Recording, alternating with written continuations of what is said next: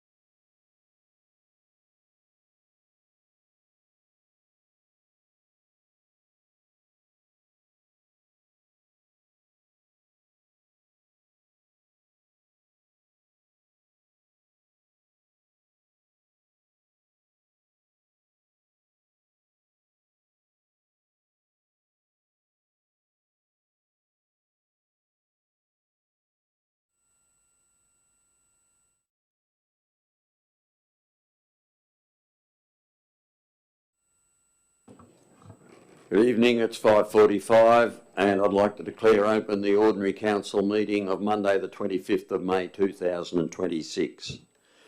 In accordance with the Local Government Act of 1993, Cowra Council is live streaming and recording this meeting and will upload the recording to Council's website. By speaking at this meeting, you agree to being live streamed and recorded and having that recording published in the public domain. Please ensure that when you speak at council meetings, you are respectful to others and use appropriate language at all times. Cowra Council accepts no liability for any defamatory or offensive remarks or gestures made during the course of this meeting. We acknowledge the traditional custodians of the land on which we gather, the Wiradjuri people, and pay our respects to elders past, present and emerging. I have apologies from Councillor Ruth Fagan on leave and Councillor Tony Horton on leave. Would someone like to move that they be accepted? Thank you. Councillor Downing. Councillor Speechley. Councillor Downing? Not necessary. Councillor Speechley?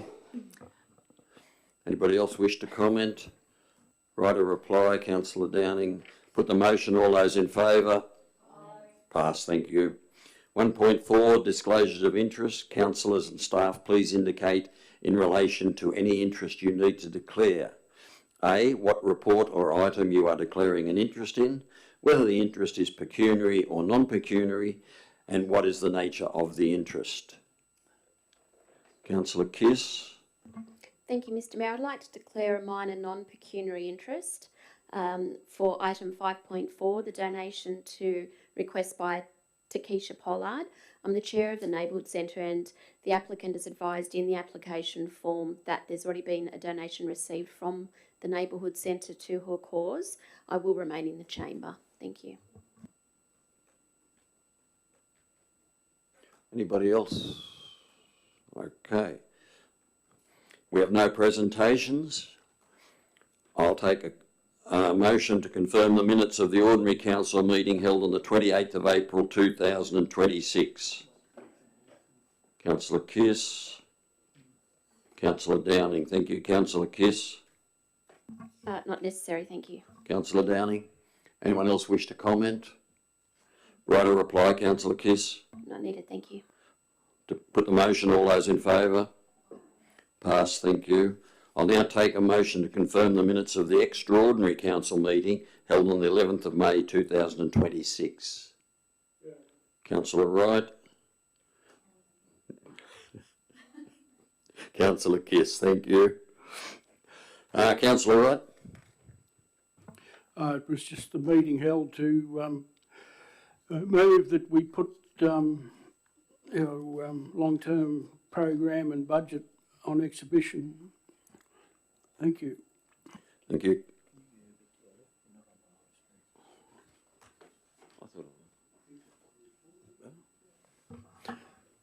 Make myself centre of attention again. Councillor Kiss. Not needed, thank you. Anyone else wish to comment? Write a reply. Councillor Wright. No need. Put the motion. All those in favour? Aye. Pass. Thank you.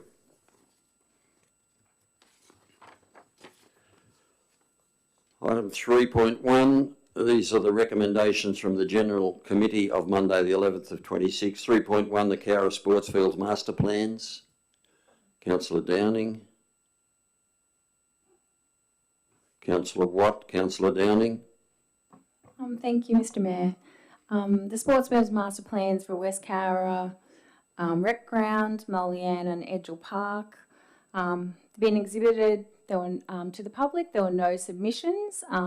Again, just quickly I'd like to thank the staff for the effort they made and the special intentions and the actual approach and application of asking for the sport and rec committee's advice and letting us know what was happening. And I think it's been wonderful, and hopefully that's why there's been no one, because we've all had our say.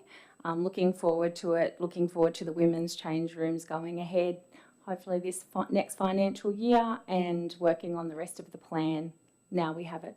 Thanks. Thank you. Councillor Watt. Anyone else wish to comment? Write a reply. Councillor Downing. I'll put the motion. All those in favour? Aye. Against? Pass, thank you. 3.2, the IPART review of Water New South Wales proposed bulk water price increases. I can understand that no one wants to know about it, but Councillor Kiss, Councillor Downing, thank you. Councillor Kiss. You're absolutely right, and we did, Mr Mayor, we did speak to it at our General Committee meeting. This is something that's been imposed on us once again. Water isn't free, we do need it, but we need to make sure that it continues to be affordable. Thank you. Councillor Downing. Yes, just to say that this is a review from IPART and it's a lot less than Water New South Wales was hoping for, which is good for our long-term financial plan. But my understanding of reading was that it's only for 12 months and they're going to look at it again. Is that correct? Yeah. So the things that they took into consideration when they were doing this 10% over 3 years before inflation was that Water New South Wales has borrowing costs and infrastructure costs, which every council that I know of has as well, and also do producers and agricultural people in the town. So anything that happens with water is actually going to affect every business in our town. We rely greatly on agriculture, and they might not go to buy their new tractor. They might save some money if they have to pay more for water. So it's a very delicate balance that I hope IPART takes into consideration when they review this again in 12 months. Thank you. Anyone else wish to comment? Councillor Wright. I've got a question first. What will be the additional increase in our water charges for to cover this cost? Please. Through the chair, there was no proposal to raise the cost of water to our consumers. The bulk water charges will rise by above the CPI as talked about in the report, but that at this stage the intention is to absorb that cost in the structure of the business. Yeah, I knew I should have went to university, but the recommendation is that the forecast long-term financial plan expenditure on bulk water purchases is adjusted upward to reflect the draft pricing decision from IPART draft report. So therefore we have made an increase, have we, or we just looked at it and reckon the normal inflation rate will cover it? Councillor, I don't think you have, if you've got the council meeting agenda open, you don't have the General Committee report open, and the General Committee report forecasts the council's expenditure on buying bulk water. And what the recommendation is, let's put that expenditure into the long-term financial plan, but that will absorb those costs and we won't pass them on to the consumer. Right, thanks, Director.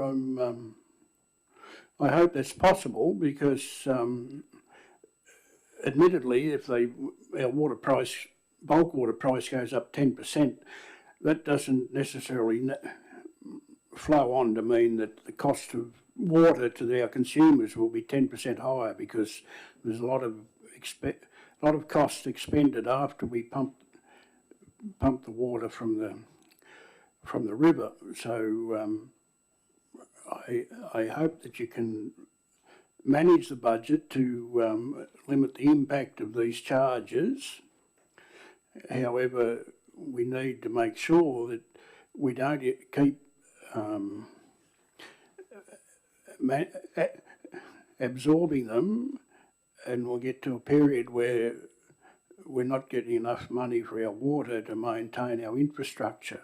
Also, we need clear clarification of what this is costing council, because I believe that this council, either ourselves directly or through the Joint Organisation Committee, should still pursue the Department of Water and the Labor government, or the state government, whoever's in power, to change the suggested increase of bulk water put forward by the Water New South Wales, because it's just out of hand and no one's going to keep absorbing it.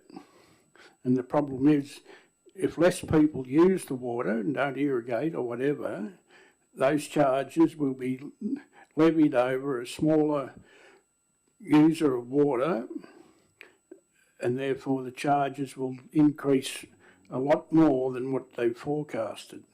So this has been a little win this time, but it's still a problem going forward. Thank you. Thank you. Anyone else wish to comment? I'd like to agree with Councillor Wright. If the irrigators, this particular rise is not that steep, but what they propose going forward, if the irrigators decide that it's uneconomical to take water out of the river, those that are left, because Water New South Wales told us they needed more money because they needed more staff. Of course they did. So I agree with Councillor Wright that if they get to that stage where the irrigators won't pump it, those that are left are going to have their price risen even higher, because the government's charges are still going to be there. And you know, when I was a kid, I used to think it was God's water, but apparently it's the government's water. So we need a right of reply. Councillor Kiss. Thank you, Mr Mayor. I would like to say Councillor Wright had some wise words there. It's a little win, but still a problem going forward. I think it's very well spoken out. I just had a quick look at the previous agenda as well, and it's saying that the actual amount on the long-term financial plan for 26-27, the increase on what's currently over there is an extra almost 28,000. The year after is another 49. Next one's 72. And I said, we'll see where we go from there. It is, as Councillor Downing mentioned, significantly less than what was originally proposed. Thankfully, IPART stood in for us, but we need to do better. Thank you. Thank you. I'll put the motion. All those in favour? Against? Pass. Thank you. 3.3, the draft Cowra Council Development Control Plan of 2026. Councillor Watt. Councillor Kiss, thank you. Councillor Watt. Thank you, Mr Mayor. We discussed this at our last meeting, but we had a few submissions made to the review of the Development Control Plan, as well as quite a significant amount of work by the staff in the last month and the last 12 months in the development of this document. We've said in this room many times that this is one of the most important documents we consider as council and in the community, as it sets out the rules for how people build and live in our community. There are a number of important changes, particularly I'd like to highlight the better reflecting the reality of how many cars per household are often in place now, to reduce the congestion on our streets for parking, as well as efforts to enhance the capacity for solar power and incidental solar lighting. I am very happy, and again thank all the staff for the great work over the past year. It's a really big effort, but making sure that this is up to date and in line with what our community needs has great benefits going forward in reducing the amount of time people need to spend in going through more complicated application processes for changes, as well as our time here at council. Thank you. Thank you. Councillor Kiss. Yes, Mr Mayor, thank you. And look, just to reiterate what Councillor Watt has said, these are the set of rules around how we expect planning to be done in Cowra, but it's more than just a rule. I think it's also to show our character. You know, when we consider things like the parking, it's not just for the sake of it, it's because we actually don't want areas to be congested, and that all contributes to the character and to the free feel that we have for the area of Cowra, which is what we've grown to expect. And again, it's been extensively made available to the residents. I appreciate the effort that's gone in by the staff to create this important document for us. Thank you. Thank you. Anyone else wish to comment? Councillor Wright. Yeah, the adoption of this plan is, it becomes part of the planning process that developers or families wanting to build a home or someone's wanting to start a business will have to abide by to create their development. But it's all is manageable, and it's said, as the other two speakers said, so that we have regulated, the regulator's not the word, it's controlled, or well, that's not a word, that's not the word either, but we have development that is managed sensibly and creates the least amount of problems going forward.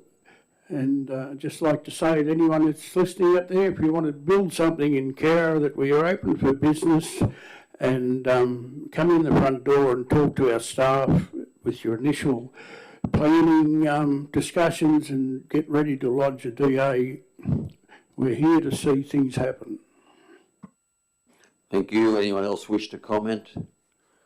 Right of reply, Councillor Watt. Thank you, Mr Mayor, and thank you to Councillor Wright for that rousing endorsement and of what this council's trying to do in taking action. I think this was the really important second step to the development of our housing strategy last year. Is that where we did that? It seems like it was a long time ago. But as Councillor Wright said, that's us looking to see how we can say we're welcoming our community to expand, we're welcoming people to build and develop, and as mentioned, our team are here anytime for a bookable meeting to talk about your DA beforehand. We've done some great work over the past few years, which has really reduced the times that DAs are taking to be processed. So give us a call. It's always worth asking some questions and getting some help before you put your DAs in or before you start thinking about your plans. Thank you. I'll put the motion. All those in favour, show of hands, please, people. Passed. Thank you. 3.4, endorsement of the Stone Hut Conservation Management Plan for the Stone Hut at the Cowra POW site. Councillor Kiss, Councillor Wright. Thank you. Councillor Kiss. Thank you, Mr Mayor. I might just let Councillor Wright speak. I spoke to this on the General Committee meeting. Thank you. Thank you. Councillor Wright. Am I heading towards the cliff, am I? This recommendation covers a very small spoke in a very large wheel in Cowra's history. And right across Australia we have monuments, a legacy left by past happenings that's seen the development of a town and its character going forward. And this stone hut, although it's very small, it is part of the POW camp which witnessed the largest loss of life on Australian soil during wartime. It's and the part that I'm struggling with is that, yes, it's on council soil, it happened in Cowra, but for us to keep maintaining these things, it becomes an exorbitant cost on council. Admittedly, we've got to act under these heritage advisory people and get consultants in to tell us how to do it. We do have builders in town that can lay stones and that, but they haven't got the right paperwork and so forth to carry out this work, and sometimes. So therefore, I feel, and other councillors have mentioned this, that we do need to approach different people and governments for assistance in developing this. We've passed this recommendation. We have the groundwork made to go forward with it. But to do it properly, we'll need some outside help. And I just think that it's that once this is passed, we need to raise it with the people involved in heritage work, and I've known of people that had their house renovated on a farm because it had heritage character.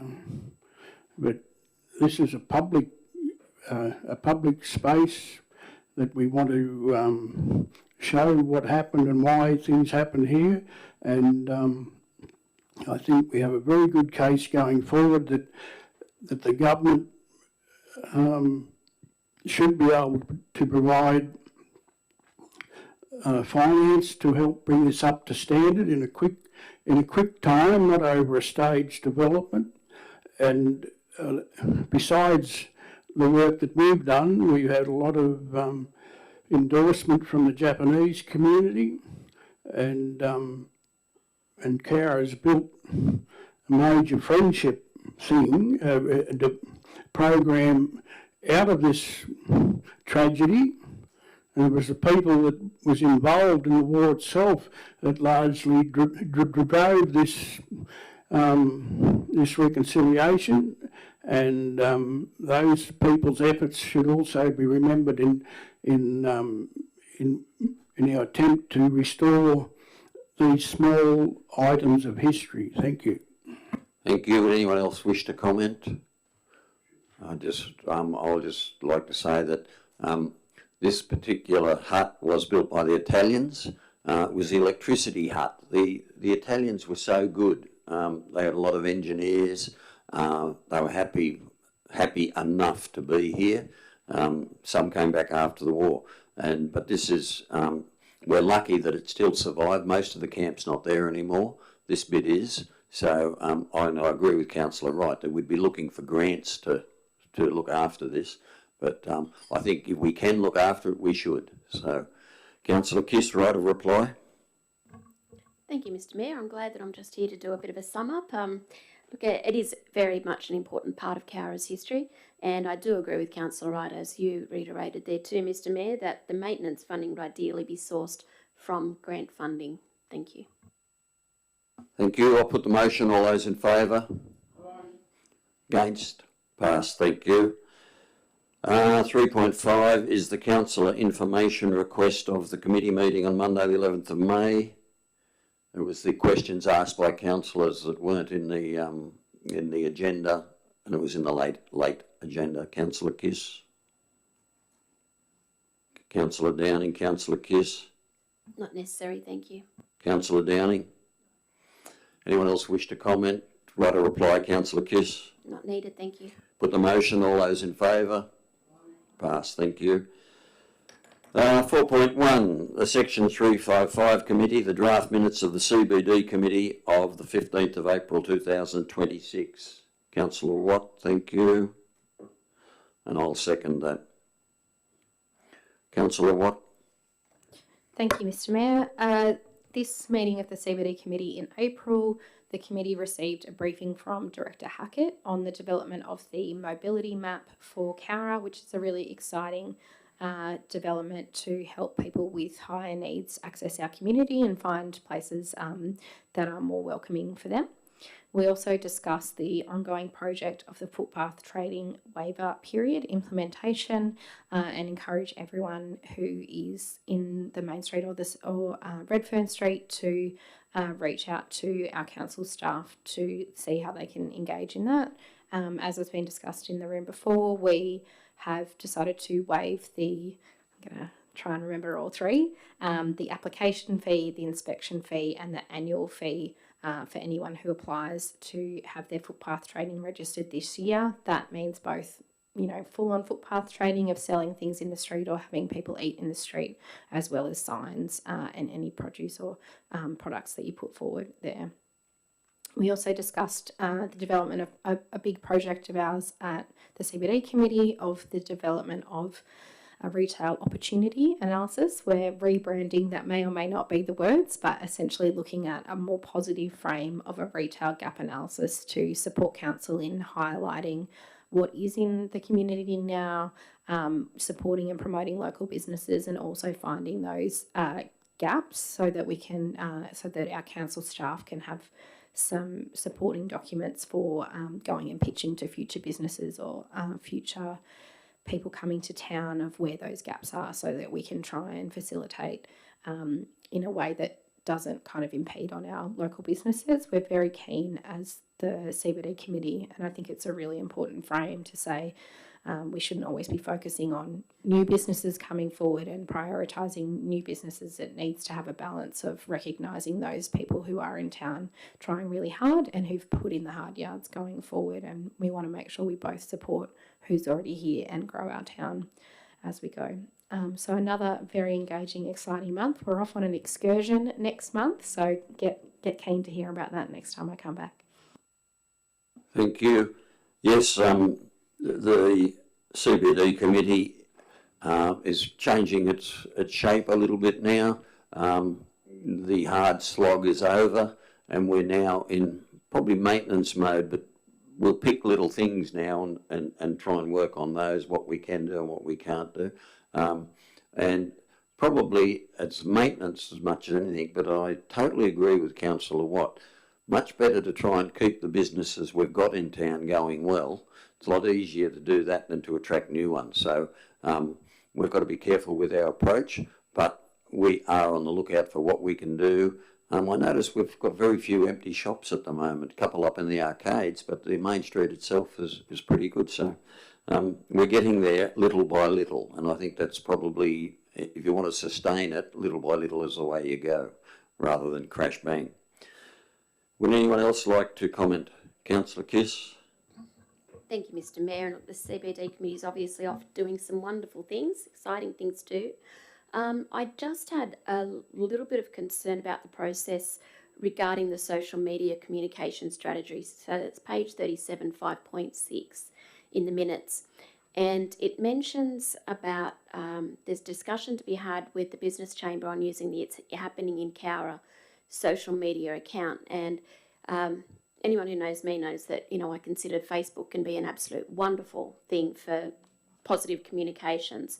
So it was more about the process of it, because when we have things happen in Cowra, in council, we like them to go out via our council webpage so that we know that they've put forward, you know, under the regime that we usually have. And I suppose what I picked up on this, in particular what piqued me, was that, well, my interest was that it's talking about providing feedback on the development of the mobility mapping. Reason being that we actually haven't even publicised the fact that we have a mobility mapping happening through the Access Committee at this stage. So I sort of felt it was sort of a bit preemptive to put it out through an additional channel when we haven't even announced it on our council page. And then I started thinking, well, maybe the other things should actually be going through the council page and then obviously be shared far and wide.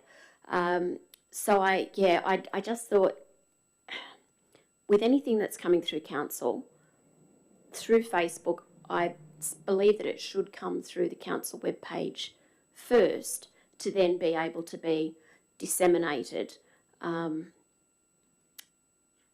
so I suppose I'm looking for advice from the General Manager on what a correct process might be.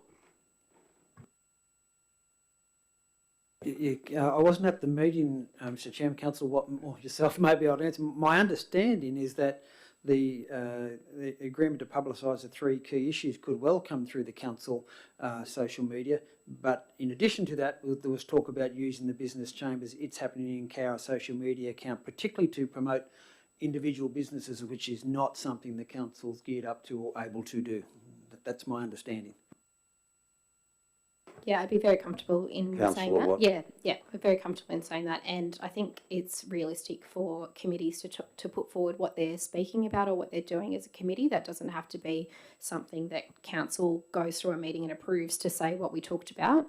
And I also would highlight with the mobility mapping, it was flagged in the CBD activation plan, and it was also flagged in our operational plan for this financial year that would be an action. And so the CBD committee sitting there and saying we've taken action and we're moving forward in items from the CBD plan is not something new that we're saying out there. And part of why we want to start doing this social media activity is that the committee has been quite active in implementing parts of that CBD activation plan, and we want you know, a lot of members of the community participated in the development of that. We want to start to get out to people that they were listened to and things are happening from there. I wouldn't agree that we haven't talked about that mobility mapping plan publicly, because it is in public documents already. While people may not know about that, we have made it public, and that's part of what we want to say. You know, we're taking action. You've got ideas, put it in there. I'm at a bit of a loss now. Does someone else want to speak? I mean, I took that as right of reply, Councillor Watt, but we'll come back to that later. So, Councillor Downing. Just on what we are discussing, the social media, I think the CBD meetings that I've been to, the committee has struggled to find a way to let the community know that this hasn't just gone away, that they are still working behind the scenes and they are still working really hard for the community, when it's not just a public-facing Cowra Can Do Day, which is they've given their ideas, we've done the plan and everything's gone away. And there's, I think the Sport and Rec Committee has the same thing about how we get that out to our community. It doesn't always have to go through council. The Sport and Rec has their own Facebook page, which is basically run by council but contributed to by members of that committee and then approved by council. So I think that when I read it, I thought that it's happening in Cowra, correlation and working with the business chamber on that would be an amazing way to do the social media, as long as it is approved by council, which is what I understand it would have to be. And they've already got a platform with so many followers and so many things. I think it's a great stepping stone to start to let the community know the CBD committee is still working really hard to work through the plan. And yes, it's probably not going to be a great big showy day like it was in the first time when we got the plan, but we're still doing it. We're still talking about things like business gap analysis. We're still talking about mobility maps. We're still really talking about all the things that are in that plan that they contributed to on that day. So I agree with that. I think it's a great use of it. Thank you. Anyone else wish to comment? Councillor Wright. Question first. The planned bus trip to Forbes, you got anyone to meet with in Forbes, or you just going down there to drive around the shops? Or We have got people to meet with as a councillor in Forbes, and as a courtesy I would inform the Mayor of Forbes that we are coming, but we have people over there that are eager to show us what they've done and how they've gone about it. So yeah, we're not just going to lob and drive around. yeah, well, that's very good, because the Deputy Mayor, Chris Royland, spoke to me a few times. He was happy to come up here and talk to people, but I couldn't get traction for that. So if he's his family's been in business there for 70 years. He's had businesses in other states and overseas, and he's a bit of a thinker outside the square, and if he's on the list, that'll be good. No, I reckon it's a good idea to go. We don't have to do what Forbes is doing, but we might get an idea of what we can bring back to Cowra. And I'm also pleased to see the tourism manager is involved in the committee, and they're an important part of the CBD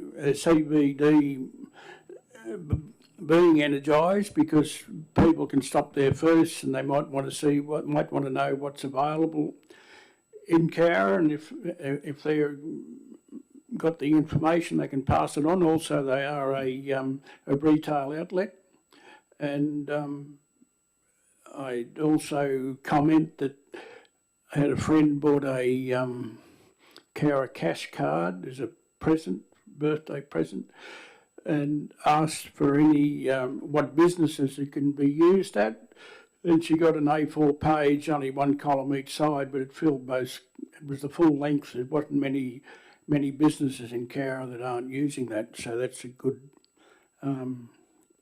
start, and I wish them all the best. Thank you. Thank you. Anyone else wish to comment? Councillor Kiss, we've been around, but Councillor Watts had a second go. I'll give you a second go as well. Thank you, Mr. Mayor. And look, I certainly do support, as I said, the messages coming out on social media. I think for me it was just more concern about the process, making sure that things have been approved by council. And I acknowledge what the General Manager said, where things like individual business promotion, that's not going to happen through council Facebook page, of course, but where things are directly linked to council, such as the mobility mapping or the footpath trading, just to be mindful that we aren't just using any other sources. And look, I actually think it's an untapped field. I think there are a lot of our committees that aren't being promoted as widely as what they could because they don't have their own Facebook groups and so forth. But I just think it's an area we need to be a little bit cautious of and mindful. The message actually comes from council. Thank you.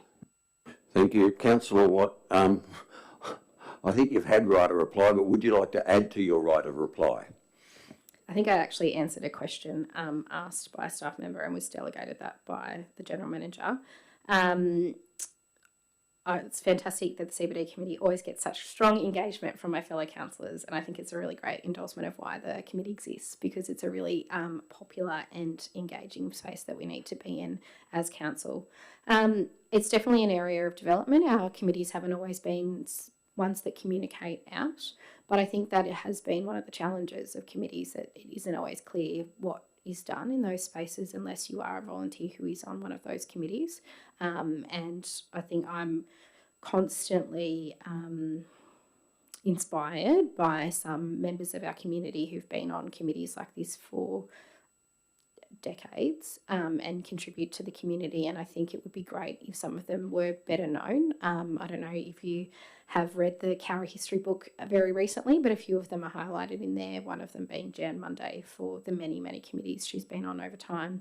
And one of the problems we always have is how we get out to what's going on, and council has the same issue. And so I think highlighting those and a bit of ownership from committees and committee members can be a really effective way to do that, and that's been shown an example by the Sport and Rec Committee. And I think we don't want to create too much control. You know, the Sport and Rec Committee Facebook page is checked by the council staff. It's not something that we want to be in a situation where a social media post has to come to this body to get approval.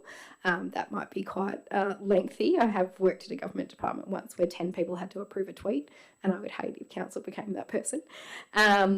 But nevertheless, I think whatever we can do to encourage the really big energy in this committee and in others. The excursion that we're going on to Forbes was initiated by one of our new committee members, and I think we can often get stuck in a place as council where we are stopping committee members engaging in that way, and that's why we have them. We don't have them for council to say you have to do things this way. We have it to hear from the community, so I think we should listen to them. Thank you. I'll put the motion. All those in favour? Against? Passed. Thank you. 5.1, the ARIC annual report, the committee member profiles and the draft meeting minutes. Councillor Kiss. Councillor Watt. Thank you. Councillor Kiss. Thank you, Mr. Mayor. Look, I would like to make note that I actually wasn't able to attend the meeting on the 7th of May for the ARIC committee, as I was at a conference. I would like to make mention, though, that the business continuity plan is in the process of being updated, and we know that this is an important plan for council, a very important plan. And it should be noted that one of ARIC's focuses at the moment is psychosocial hazards, because we recognise council's people as being its greatest resource. If we don't care our people, we can't function. And there are further details to follow once presentation has been provided to ARIC. You'll also notice that the 2025 annual report is in the agenda, and it's actually a really good collation of what the ARIC's been focusing on over the year. Thank you. Thank you. Councillor Watt. Thank you, Mr. Mayor, and thank you, Councillor Kiss. Again, would like to highlight that continued work on psychosocial hazards. It's both been a focus the last couple of meetings, but a key one for the next year that the ARIC is planning on. It's a real focus across the board of governance at the moment, so I think it's really good that we're engaging in that space as well. And the benefit of that, of course, is that when bodies like ARCD and Governance Australia are looking at issues like this, there's a lot of information out there that our staff and ARIC can pull on. So I think it's a really smart idea to align ourselves with those elements in the broader risk management community. An important update as well is that the chemical handling and storage auditing and corrective actions are progressing really well. This has been an area of focus over the past year, and one that we've had some conversations about as council about, a really important one, obviously one close to my heart, chemical handling.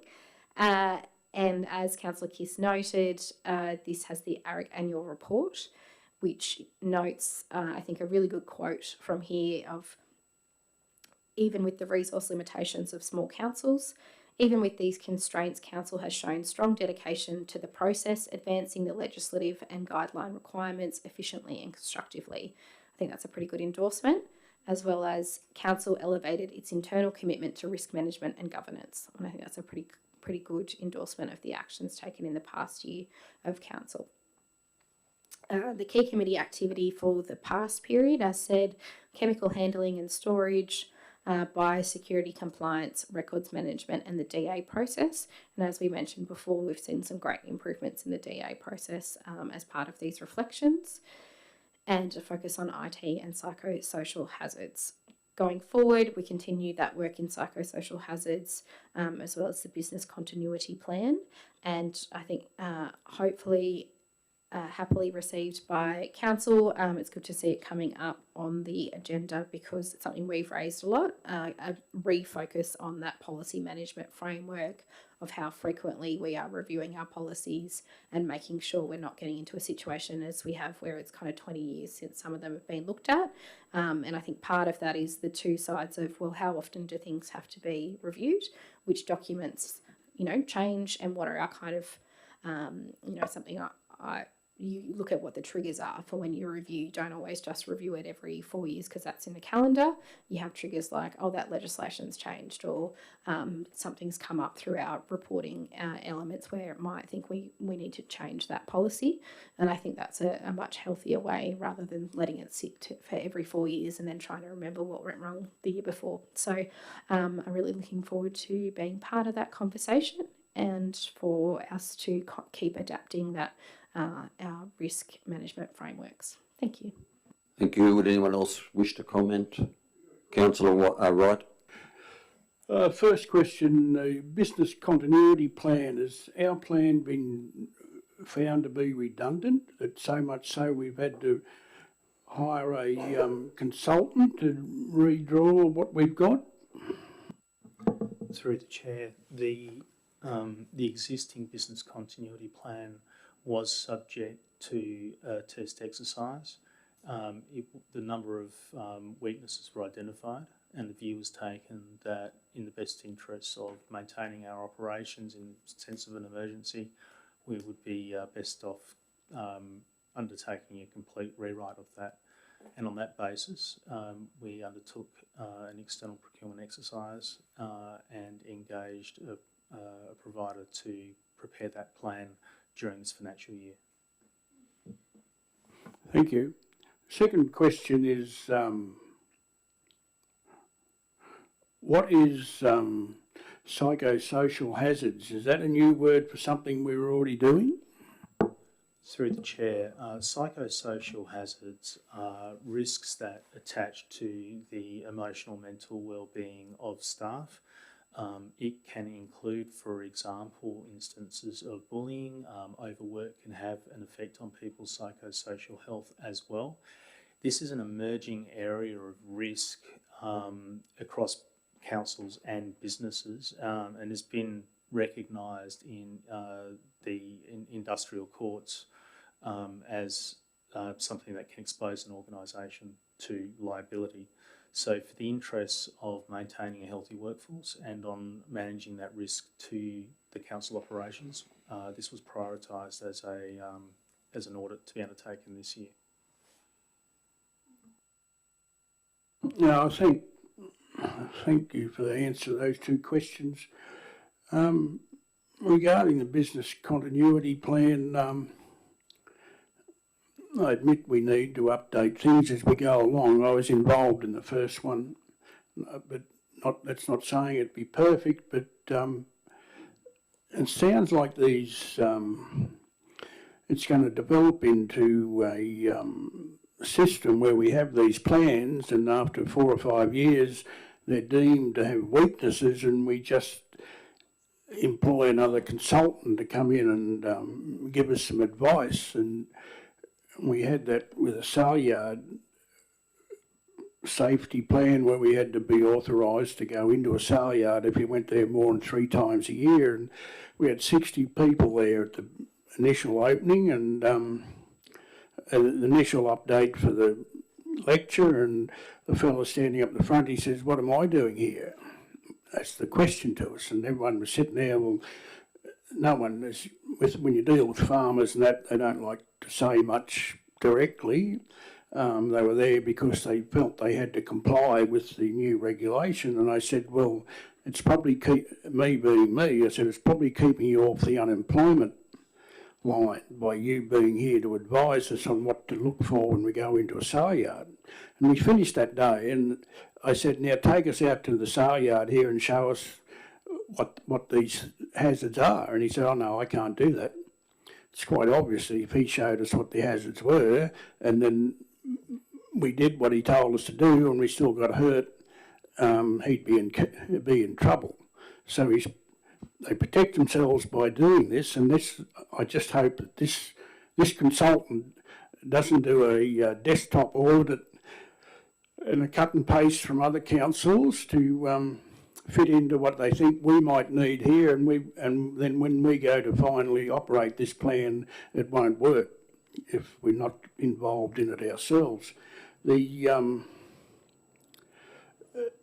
psychosocial hazards, yes, they've changed the word. I thought it would have come under work health and safety or something, because that enables you to take care of your people, both on the workplace, off the workplace, and so forth. There's been the good thing that might come out of this is that you can identify what it might be, but I find it hard that they could identify everything into a plan without, because you wouldn't be able to name so-and-so X number 53 suffers from ADHD, and so-and-so number 32 is a bit tough on the kids. How are you going to manage those people in the workplace? It's it's a tread carefully thing, and you've got to be aware of everyone's ability, because unfortunately we employ the people, but they don't come to work without any problems at times, and those problems that can be created outside our work environment can impact the work environment in our area. So it's a very touchy, not touchy, very difficult area, and you'd have to be very very cautious on how you manage it, because people don't accept psychosocial awareness or mental health awareness all that easy at times. I was on a rural financial counselling service, and we're doing a review of this policy, and we used to get a report on each counsellor's his hours and that, and one counsellor was doing very well. He's doing 60 to 70 hours a week, week in, week out, and he's only being paid for 40 hours or 37 to 40 hours. And our coordinator said he could have a problem, not that he's working all that time, but he's not working when he's supposed to be working.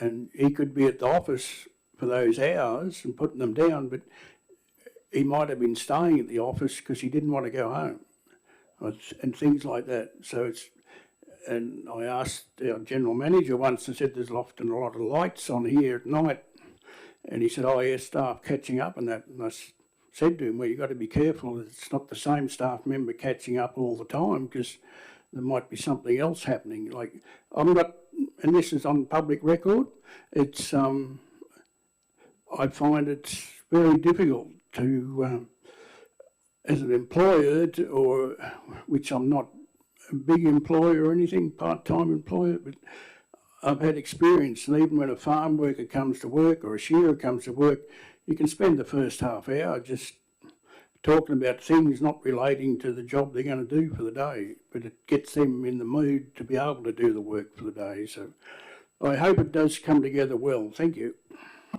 Thank you. Anyone else wish to comment? Councillor Kiss, right of reply.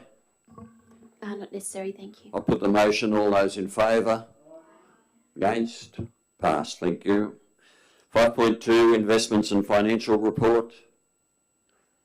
Councillor Kiss, Councillor Watt, thank you. Councillor Kiss. Thank you, Mr Mayor. Another good report for us, investments and financial report for April of 2026. Council currently holds 1.1 million in unrestricted funds, 39.8 in restricted funds. Our rates collection is comparative to previous years, and as always, I'm grateful to our constituents and our residents for their diligence in paying these so that we can help provide the services that they deserve. The investments are on average interest rate of 4.56%, and of course that's going to help contribute a little bit extra towards our budget as well, that we'll be able to use to keep our community happy. Thank you. Councillor Kiss. Councillor Watt, sorry. That's right. Thank you very much.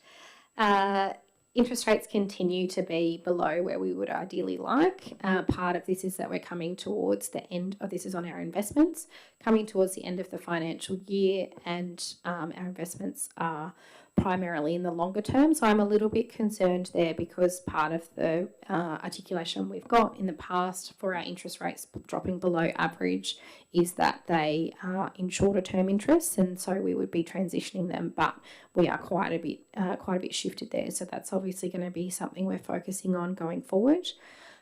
Rates continue to be very consistent with previous years. It's actually quite difficult to see the line on this map because it's all quite significant.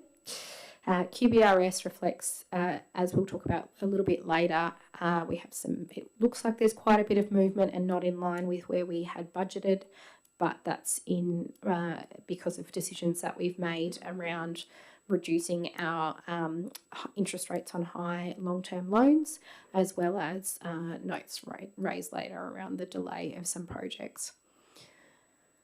We have reduced our average interest rates on our loans, which is good, to 5.11%. However, the principal weighted is 5.68, and that will increase a little bit as we pay off some of our quite low interest rates next month, but quite an improvement from our decision to get out of some of those quite high interest loans and renegotiate. So always a watch and see, particularly I think around the interest rates we're accruing on our longer term investments, because obviously the interest on that adds quite a bit to our bottom line. Thanks. Anyone else wish to comment? Councillor Wright. Thank you. About the seventh investment down with Suncorp Metway is the BARP investment of $2 million. I can't see anywhere else where there's the interest from that investment or the money paid to us by Southern Rural Holdings for the holding fee before they settled, and any other infrastructure that we've sold has been added to that account. It looks like those payments have just gone into general revenue to pay for other operations, but in actual fact I would have thought they should have been put into this BARP account to pay for future investment in our infrastructure renewal, and I'll just leave it on notice that if you have used the interest for other things to be able to, that you can identify, I would like it seen there, because to not put the interest in there is not really treating it the way I would have thought it was going to be treated. even though initially we were told that we were only going to use the interest to help the infrastructure upgrade, and that would stay at $2 million. That it's not clearly identified in the reports where the BARP money has been used. Thank you. Thank you. General Manager will reply. Mr Chairman, I won't comment. I'll leave that for the Director perhaps to check with his staff on the $2 million on that particular investment, but can then 100% confirm that all the holding fees paid prior to settlement and interest every year has been credited to the BARP and has shown every year in Council's financial statements and in the draft long-term financial plan you've just put on public exhibition. Thank you. It's just that's the only account with BARP beside the investment. Thank you. Director Allen, you're happy with that?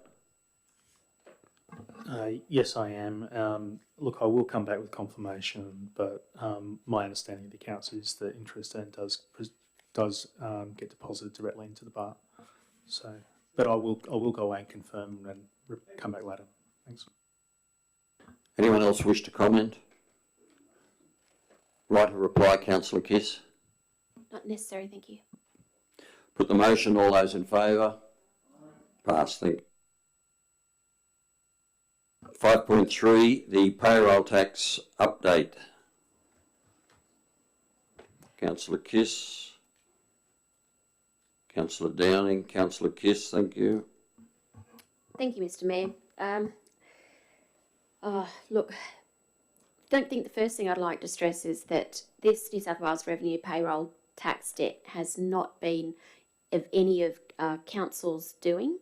As Director advised, Council have acted in good faith. Back in 2014, Council applied to register for the payroll tax, and we have email evidence, and it was advised that Council was exempt. It's since come to light that that information was incorrect.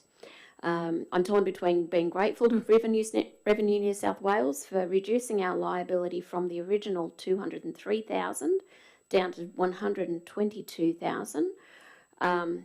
But I'm also extremely irritated that it happened in the first place, and I firmly believe that because we did everything right, we shouldn't have the debt in the first place. I'm not denying that we need to be paying from now on, but I don't feel comfortable in actually having to pay for something that we didn't do wrong. Anyway, look, this is asking for a recommendation that we acknowledge that we are going to have to pay for the tax liabilities from the 30th of June 24 right through to now, resulting in an additional net payroll tax of $122,000, and also allowing for this to go through forward into our long-term financial plan. I think I read that in there. Approves payment of, yeah. And look,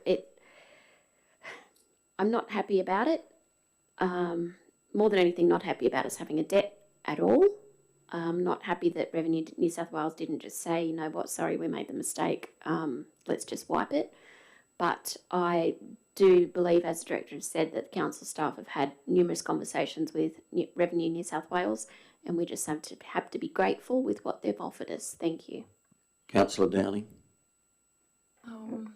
I can't see here, sorry, Councillor Kiss, where Council staff have had conversations with Revenue New South Wales, and I can't see an email that actually refers to 2014. Am I missing something? Through the chair, that information wasn't included in the papers, but it can be circulated. Just to confirm, we had extensive discussions with Revenue New South Wales to resolve this issue. In 2014, sorry, were you going to say something? No, I'm talking about extensive conversations to resolve the issue once the issue was found, but no one had a conversation with Revenue New South Wales to get an update on whether we were still exempt from 2014? No, they have exempted us from the liability that would have accrued over the period. Yep. Without that exemption, we would have had a liability for payroll tax dating back to that time. Mm-hmm.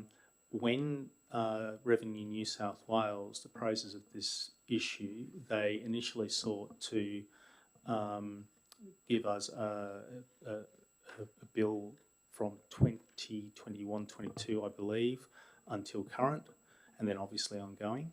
But because of the circumstances of them having given us the incorrect advice, which we had relied on, and because of the fact that we have a program of routinely monitoring changes in the regulatory environment to identify any compliance issues, so we were therefore being proactive throughout the period, they decided to discount that to only the past 2 financial years.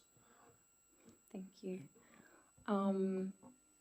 Yeah, as the employer, it is our responsibility to know if we have to pay payroll tax. Every employer has that responsibility, and I find it astounding that we were given a directive in 2014 and nothing was said. So I would think that if Revenue New South Wales had given us incorrect information through that whole 12-year period, that we shouldn't have to pay for the whole 12-year period. So have they admitted fault on their end, other than saying that they would take some money off and not charge us? Through the chair, I think that gets down to very particular phrasing. I would think they did acknowledge the advice that we were previously provided by the former Office of State Revenue. At their request, we provided them with a copy of that advice and of the information that had been posted to the OSR website at the time, which they didn't have on their records. I would actually say, to be fair to all concerned, that if it wasn't for the record-keeping practices of our finance team, the outcome of this would have been quite different. I have no problem with... Sorry, I'll start again. I know we need to pay it. It's a debt, and it's definitely a debt that we need to have, and it's obviously only what proportion of our wages bill would this be? It's not a huge proportion of the wages bill. Not at all, no. So it's just that it's accumulated over time. That's the cost? No, it'd probably be in the order of around about $60,000 per year. I was saying that off the cuff. That is a small proportion of our overall wages bill. The decision around the collection or the liability for this tax is one that's taken by the Commissioner of Taxation. That determination is the final word on the matter. The Commissioner took advice from his team about our circumstances in basically providing us with a reduced liability to pay. Yes. So if this happened and your normal tax agent had done this, then you could blame them and they could be in trouble. So I'm just wondering why, if we have documentation of this being incorrectly advised to council, but the date annoys me because it's 2014, so it kind of reads that we haven't checked up on it again since 2014, and everyone knows that things change within 12 years. So that's how it kind of reads. So look, and apologies if the paper's giving you that impression. This was actually a point that I very specifically made to Revenue New South Wales when they made the point about, as you're right, we have the responsibility to be aware of what taxes we pay. The argument that I provided was, since that time in 2014, there were no changes to the legislation or the regulation that would have flagged any reason for us to reconsider our liability on that point. They also admitted in conversation that there had been no such changes, and they acknowledged the fact that because we were monitoring for those, we were being responsible taxpayers and we were acting in good faith on the basis of the advice that they had provided. So I'm pretty confident, actually I'm 100% confident that we've acted appropriately in this case. It is a little disappointing that the incorrect advice was provided to us initially, but we got a very good reception from Revenue New South Wales, and they understand our position and acknowledge that position in providing the final determination. strange that they have said things in conversation but not put them in writing. Generally, what you receive is in writing. I could actually, I do have emails from Yeah. them, obviously. If you like, I can circulate. No, that's fine. I just wanted to get to the bottom of that because it literally reads like we haven't checked up since 2014. Of course, I understand. So that would be a massive concern. Yeah, I agree. So absolutely. yes. But I'm pleased to say, though, that we have been doing everything right. Yeah. To the point that I would add, back in 2014, it was us that took the issue to them. We tried to pay the tax. They're the ones that said, no, don't give us money. Yeah. So. Yeah. And so what triggered the review? My understanding is it was just a routine review of organisations that might be liable for payroll tax. Yeah. We weren't advised there was anything in particular about Cowra that had attracted the attention of Revenue for New South Wales. Yeah. I thought you may have asked a question. No, we haven't. Hadn't asked. We haven't asked the question, are we liable for payroll tax, since we received that advice in 2014, Yeah, okay. because there was no change to the legislation. Yeah, okay, no problem.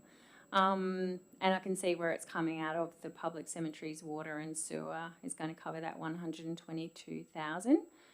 So that we just need to add to our long-term financial plan the ongoing costs for that.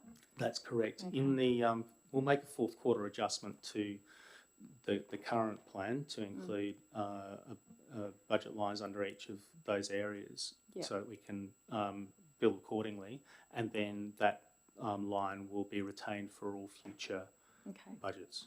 Yep, thank you. I think that answers all my questions, and yeah, disappointing that we've got here, but we have a tax liability and we need to pay it. Thank you. Anyone else wish to comment? Oh, everybody. Councillor Wright, I think you were first up. Councillor Speechley. Thank you. Look, I've just had a question.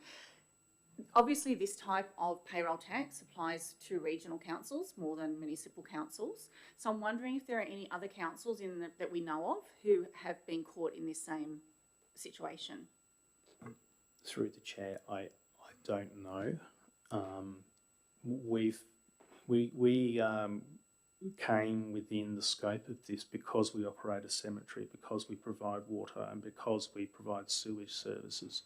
Not all councils provide those services, but obviously there are some, and it would appear on the basis of this experience and my reading of the legislation that it's likely that other councils would also have a payroll tax liability.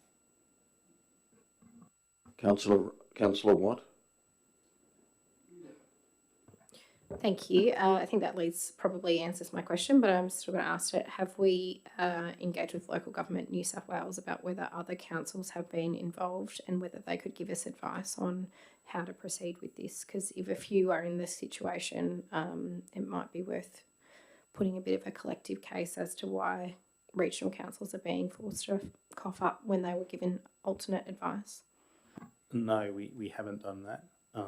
We sought initial legal advice in confirming our position and worked on that basis. I would suggest, as I often do in this room, that when we get issues like this that affect other councils, we can use our free legal advice or advice that we've already paid for as a first run through Local Government New South Wales, because the chance is on something like this, they've sought that advice for another council and they are our collective lobby group, and I think it would be very useful to approach them to see, perhaps a different council's got a different outcome or they could do some work for us in this space. Councillor Wright. Yeah, you mentioned in the report that you're seeking legal advice. Has that arrived yet? We're not seeking legal advice. We got an initial opinion from a solicitor. That advice obviously is privileged, but can be obviously shared with councillors.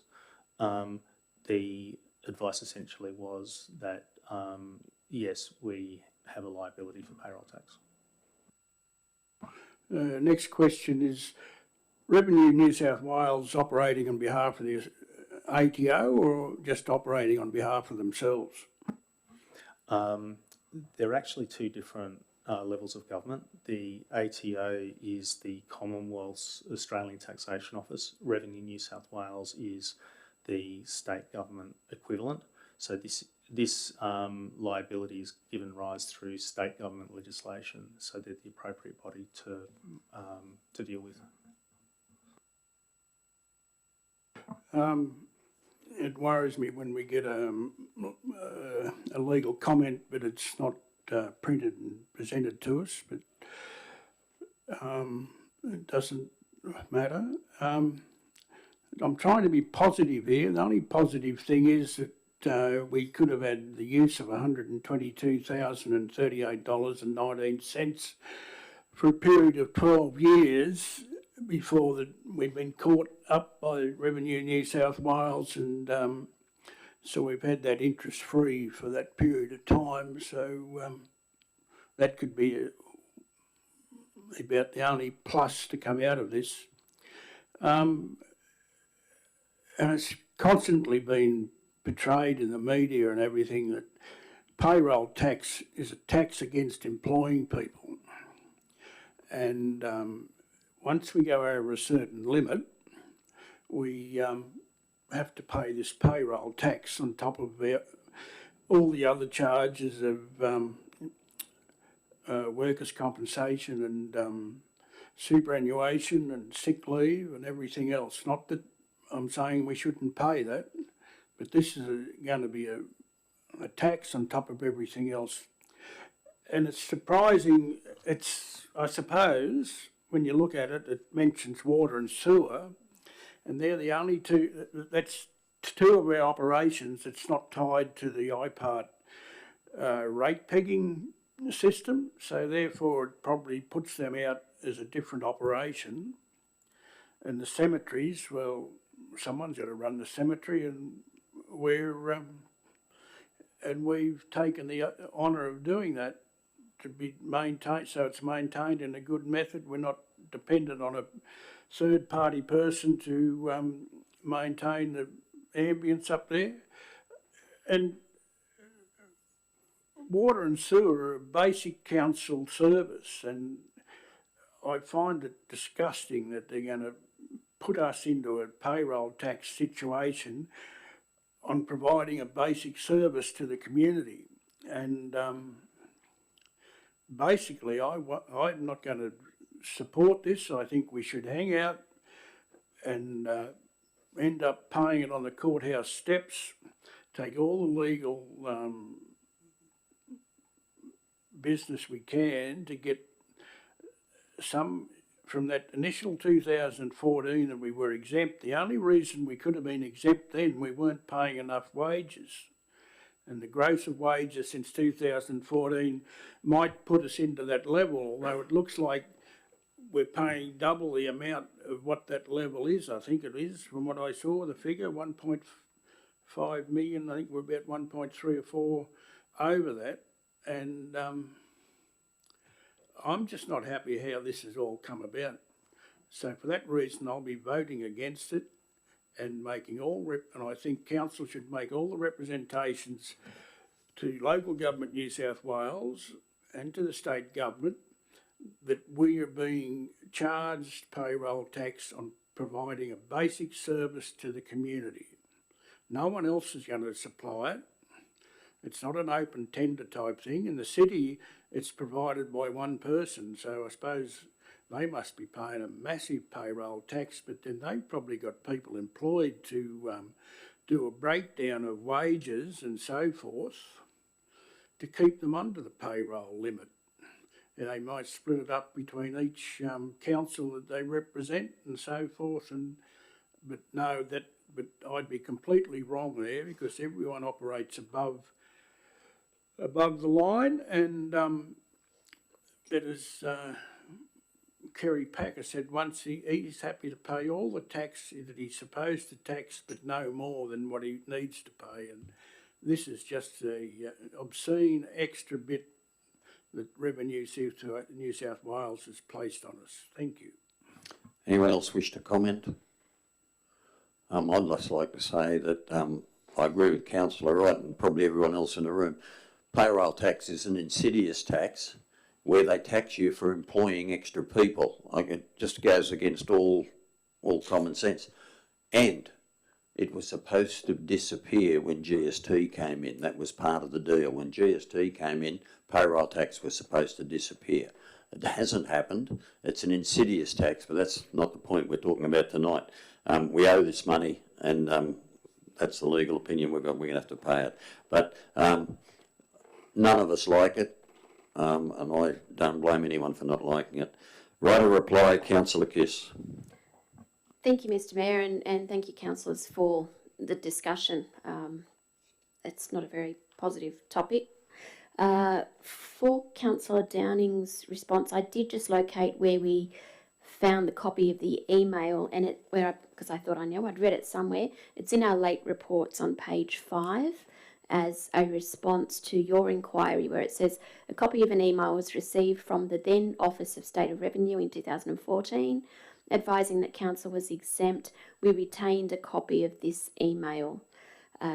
So it is there. We do have it in writing for all the good it's done. But look, I would like to thank the staff for diligently maintaining these records, because obviously without that little bit of writing, we could have been in a very different situation.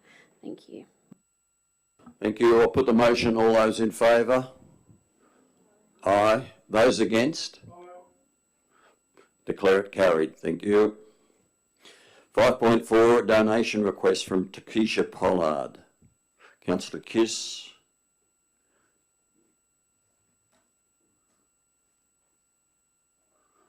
Could I move an alternate motion if the councillor doesn't have a second? I was intending to amend the recommendation. Do you want to flag that before someone might be more likely to second it if you flag your amendment? How about you tell us what your amendment is? My apologies, yes. So it's not an amendment, it's a motion you're making. Yes, to defer the decision to donate the $550 until such time as additional information has been received from the applicant regarding their funding situation. Thank you. Do we have a seconder for that, Councillor Watt? Thank you. Okay, Councillor Kiss, your motion. Speak to it, please. Yes, thank you, Mr Mayor, and thank you, Councillor Watt, for seconding this too. Look, obviously it's a very touchy subject for us to discuss. You know, this team has been created in memorial of a little boy who's tragically lost his life. We acknowledge the delicacy of that particular subject, but we do have a fiscal responsibility to ensure that any of our donations are being distributed appropriately, that we're being mindful of our financial situations, and as there is some gaps missing in the application form where it advised that a certain amount has been received, yet there have already been 3 different sponsors, and there's also nothing in there to indicate what the overall expense is as well. I just feel we need some more information before we can actually make a correct decision. Thank you. Thank you, Councillor Watt. Thanks. Just really briefly, for me, the event is in September. As was flagged, we've asked some questions. We've asked the team to raise questions, and they weren't able to get in touch. So for me, I think let's just wait until the team are able to get in touch, and we can have a full assessment. Thanks. Thank you. Anyone else wish to comment? Councillor Downing. I agree with everything that's been said. Happy to wait. The event is in September, and happy to have more information and assess it then. Anyone else wish to comment? Right, a reply, Councillor Kiss. Not needed, thank you. I'll put the motion to defer. All those in favour? Passed, thank you. Section 355 Committee draft minutes of the Cowra Civic Centre Reference Group. Councillor Watt. Councillor Kiss. Councillor Watt. Thank you, Mr Mayor. With Councillor Fagan not being here, happy to move this committee meeting. We had a brief meeting a couple of weeks ago, particularly to answer a question raised by council around whether we need to continue having a cultural plan. This is something historically that's existed for quite some time and was requested by state governments at the time. I think in reflection, the time when those really existed and were beneficial is when councils weren't engaged in the space of cultural affairs. And looking at our plan on exhibition right now, you can see that culture is embedded throughout our plan. It's part of our 30-year strategic plan. It's something that council regularly does.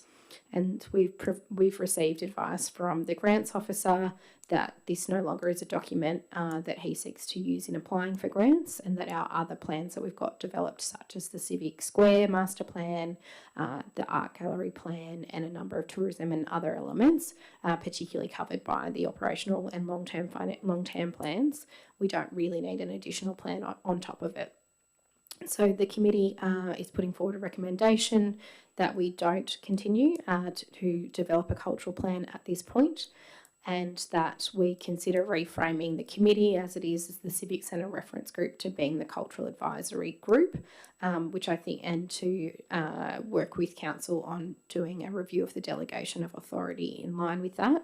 I think this meets a kind of happy medium that we don't need a big cultural plan, but the committee is a little bit more focused on the role that the Civic Centre and other parts play in cultural elements of the community as opposed to the operations of the Civic Centre. It's quite different to perhaps the art gallery, where the committee are kind of volunteers involved in the artistic direction, but also in the setting up and the logistics around it, and we're kind of advocates early on for its development and its maintenance, as well as financially quite involved in fundraising and developing the area. The Civic Centre is quite a different space, being something that we staff quite heavily, that is an income generator itself, and has elements of business, as opposed to the art gallery, which is of course free entry. So the proposal here is that we shift that a little bit away from being purely operational, because I don't think that's appropriate in the type of business, the type of operation it is as council. We also reviewed the revenue policy and had no objections to the changes, noting that we still have some work to do to get the balance right, but the changes we've made over the past few years are heading in the right direction, but more work to be done. And importantly, picking up, I'm sure Councillor Wright will be happy to hear that we've appointed Courtney Preo, the tourism manager, to the committee as well. So it'll be great to have that voice in there to give some, advice on marketing and what's going on in the community. Thank you, Councillor Kiss. Thank you, Mr. Mayor. The Civic Centre's made some remarkable achievements, in particular over the last few years, as we know. But I'm still to be convinced that there's a need for a Cowra cultural advisory group. And not sure why it can't remain at this stage at the Civic Centre Reference Group. As council, we know we've had many questions about the purpose and the focus of the Civic Centre, the intent of its uses, its funding sources, which we know we're still working through. So for me, that's still, the Civic Centre will still have a major role to play in determining how that moves forward. And look, I actually have concern that creating a cultural advisory group will be too broad to have any specific impact, because it crosses over so many fields. As you know, when we think what culture is, we have things like the art gallery, and we already have a committee. We have the First Nations culture, and we have a reconciliation action working group. Our heritage, we've got, well, we don't, but within the community we have Family History Group and the Historical Society, our Japanese culture. We celebrate that through our Japanese gardens. We have Peace Bell Committee, Breakout Association, all there to help us celebrate our culture, what makes us special. Outdoor art, we have the Public Art Committee. We've even got a Festival of International Understanding to help celebrate other cultures as well. So, and of course we've got the tourism link as well, which is extremely important in helping us share our cultural uniqueness. And we also provide our council of representatives on that board. And there's obviously a lot more. So what I'm saying is that I actually think culture is incredibly important. Not that it's not important, therefore we shouldn't have a committee. I'm just saying that it's actually incredibly important, and each of those facets deserves its own dedicated committee, which we actually have. So then I struggle to think, well, how can one cultural committee bring that together? What role is it actually going to be playing? These are the things that I'm questioning. And look, I know that it sounds like I've spoken against it, but I suppose these are the questions that I would be asking. And I'd actually like the Civic Centre Reference Group to be able to use these, I suppose, as a springboard to creating their draft delegation. And once that draft delegation comes out, there may well be more information in there that I haven't considered, and I'll certainly be happy to revisit it. Thank you. Thank you. Anyone else wish to comment? Right, Councillor Wright. Yeah, I think Councillor Kiss might have touched on what my thoughts are. The only, you've got to read the words, number 4, that Council consider reframing and renaming the Civic Centre Reference Group into the Cowra Culture Advisory Group. My first thoughts when I see that is the Civic Centre Reference Group is a bit hard, so we'll just go and hide it under the Cowra Cultural Advisory Group. Bigger picture, and we'll just pull a few things in. When this was set up, the Civic Centre Reference Group, I thought it was to implement the new direction of the Civic Centre, and the people on that board were people that use the Civic Centre, have some knowledge about events placed on exhibition at the Civic Centre, and provide support to the manager and the staff there in making the Civic Centre more appropriate for presenting different events to the people of Cowra. You can have a cultural advisory group. We've had them before, and that can happen. It sounds like if it'd be a bit like the Sale Yards Committee coming in with their draft minutes and thought, yeah, things are a bit tough at the Sale Yards, so we'll rebadge it, and it's going to be the Sheep Industry Development Committee of the Cowra Shire Council, and we'll just hide the problems we got at the Sale Yards, not that we have many, and morph into another direction which leaves the Sale Yards floating in no man's land. And that's what I think it would happen here if we change the specific duties of the Civic Centre Reference Group too early. We're still bedding it down on what things can happen, what we can do there, and getting things up and running. And so that's and these are only here to be considered. The recommendation is that we consider them, so that'll be considered at some future date, and more information would be needed. Thank you. Thank you. Anyone else wish to comment? Councillor Downing. I should have gone before Councillor Wright because he made some great points. It's no secret that I have questions about the Civic Centre and how it's run and how it's working as a business, as we all have discussed over long-term financial plans and all the plans that are operational plans that are out for public display now for the community to see. I too was a bit wary of having a Cowra cultural advisory group because I actually don't know what they would do. The Civic Centre Reference Group makes sense. It's a use of the Civic Centre, so I'm not sure what the cultural advisory group would do. And I just have a quick question for anyone who can answer, but does the Civic Centre Reference Group have any say in what is put on at the Civic Centre now? Through the chair, no. And would they if they were the Cowra Cultural Advisory Group? I'm unable to answer that question. I would think that would be unlikely. So if we're obviously that's a changing, matter for the drafting of the terms of reference by the existing reference group for council's consideration. so if we're drafting a delegation, they could be given that power to tell the manager of a civic centre what they wanted from their cultural advisory position? I wouldn't want to speculate around what they may or may not be charged to do. The only thing that I would note, however, is that any change to terms of reference for the reference group or a new terms of reference for a new body would have to come through council in any event. Yep. And it would be council's decision as to whether or not those terms of reference are adequate or need to be amended. Yes. I'm kind of the same as everyone else in the room. I don't understand the naming, the change in the name and what that group would do. So I don't think I would take that into consideration. I'll have a look at a draft delegation if it's proposed, but I'm, unconvinced at the moment. Thank you. Anybody else wish to comment? Councillor Speechley.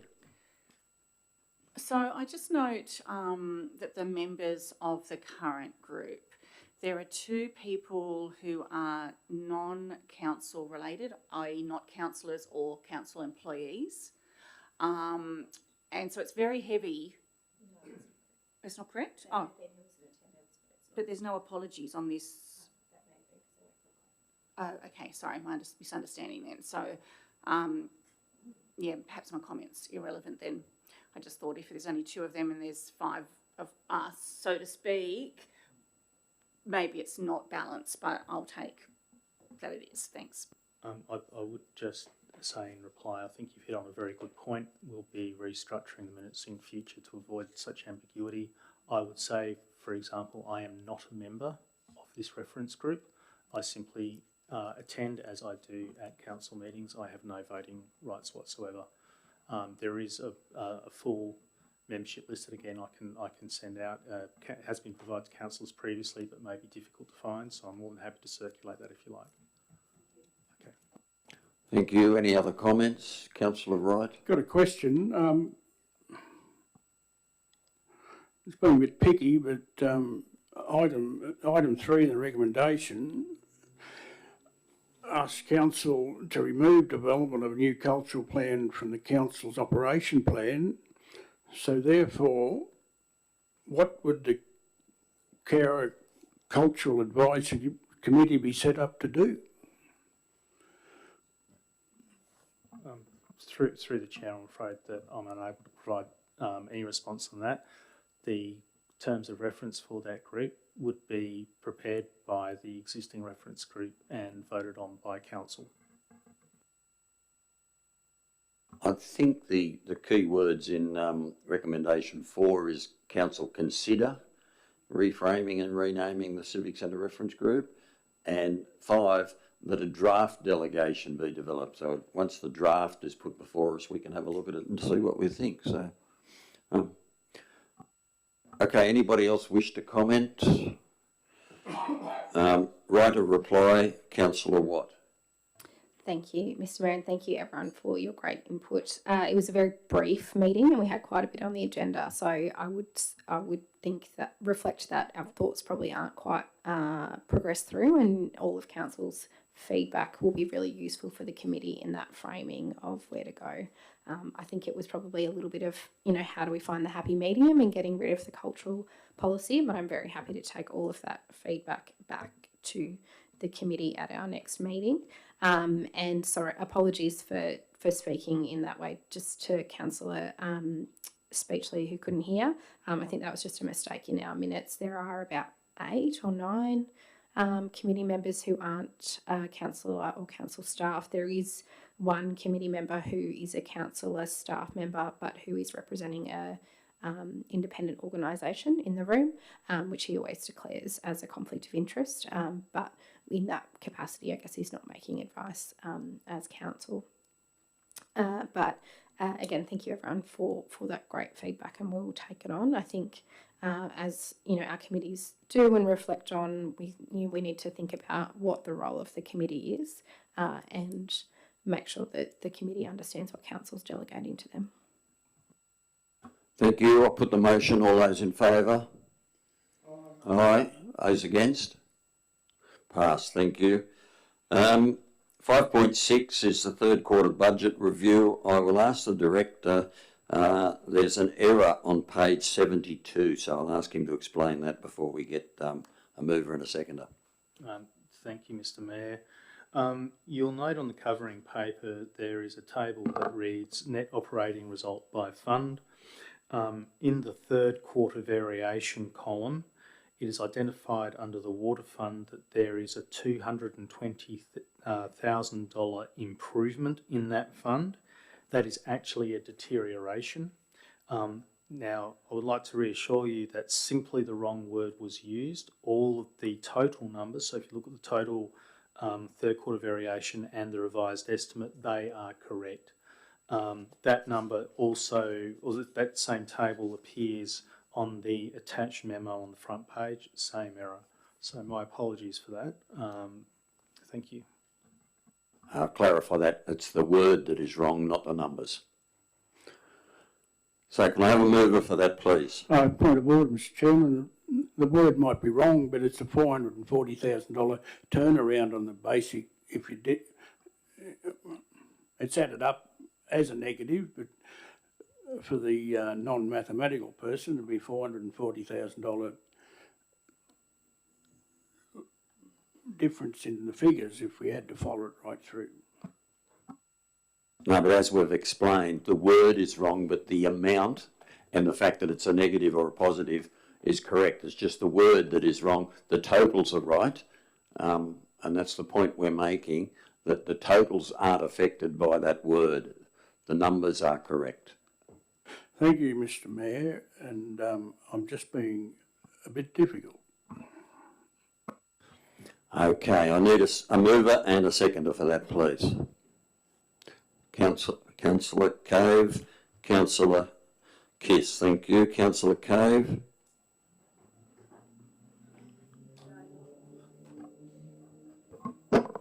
No, not needed. Yeah. Okay, Councillor Kiss. Thank you, Mr Mayor, and thank you for the correction too in the wording, Director. Look, it's actually acknowledging that our original estimate in the net operating was going to be a $4.1 million surplus. That's significantly reduced now, with us expecting approximately $1.5 million surplus, and obviously the focus is on the fact that it's still a surplus. That's obviously a very positive thing. And we do have pages of notes to explain what expenses have occurred that have been significantly over what we'd anticipated, and they simply add up. But I'm quite confident in all of the explanations as to why there have been increased expenditure. I do have one question for the Director, if I may. Page 101 of the agenda, and it advises that work order 837, this is the venue hire fees. I've noticed that we budgeted for 156,000, sorry the writing's really little, but that our, where is it? Our actual was 37,000. I might be reading this incorrectly. Sorry, thank you. I might need to relook at. Oh, 837. So it's page 101. I'd say someone's cord's come out. Mine's on. Yes, but there's no sound coming through at council. Oh. I might.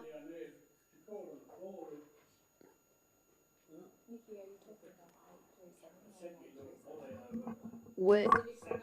Yes. Civic Centre work order 837. Yes. Mine's good now. Councillor Kiss, can you speak into yours again, please? I'm just wondering if I might have read this the wrong way. We'd expected a budget. We had a budget of 2026 of 156,000. Sorry, can I just ask what the page is? 101. Sorry, I'd written it down before, and now I'm trying to wonder why I actually had any concerns over it.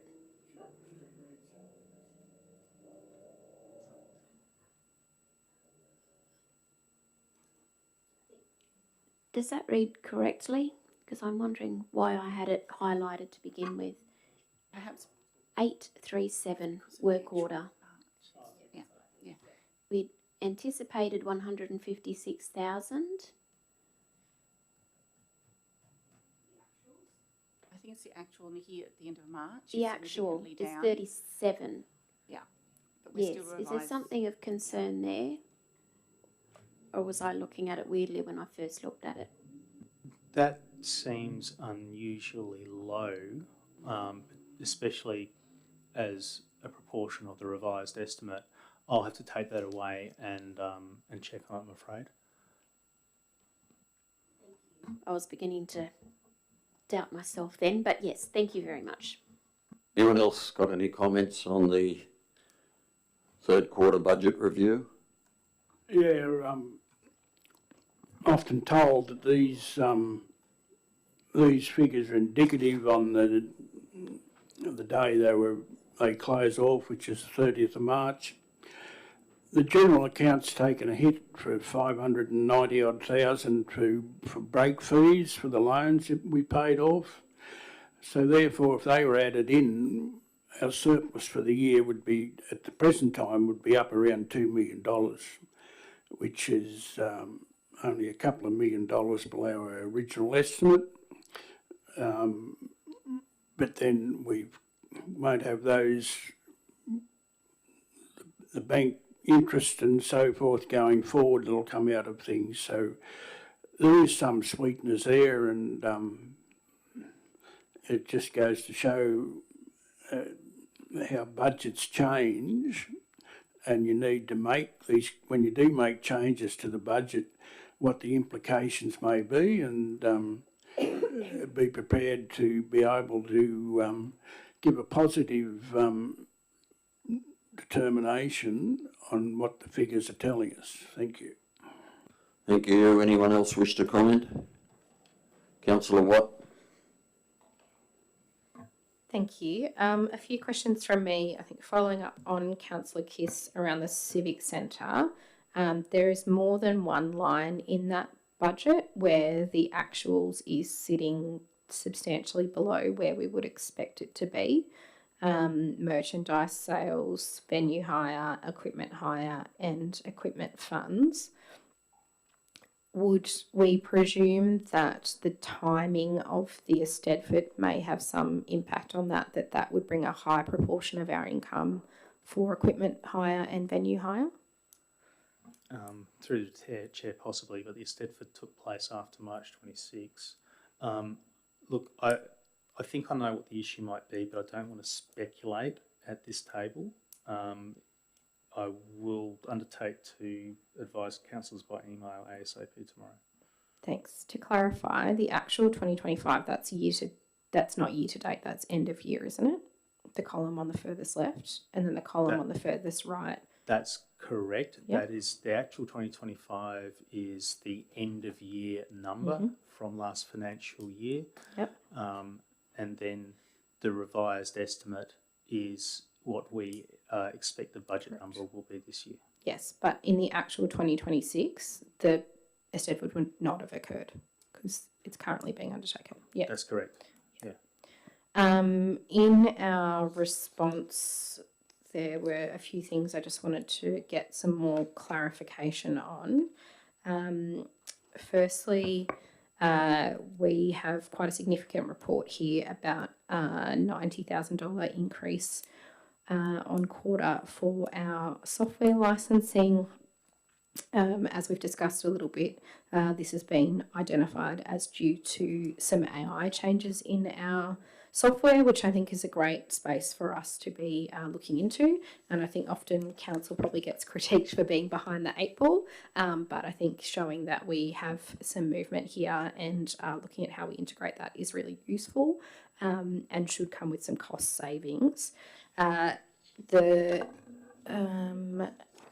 note here, we asked whether a policy had been developed, and we were noted that that was developed within the staff in February.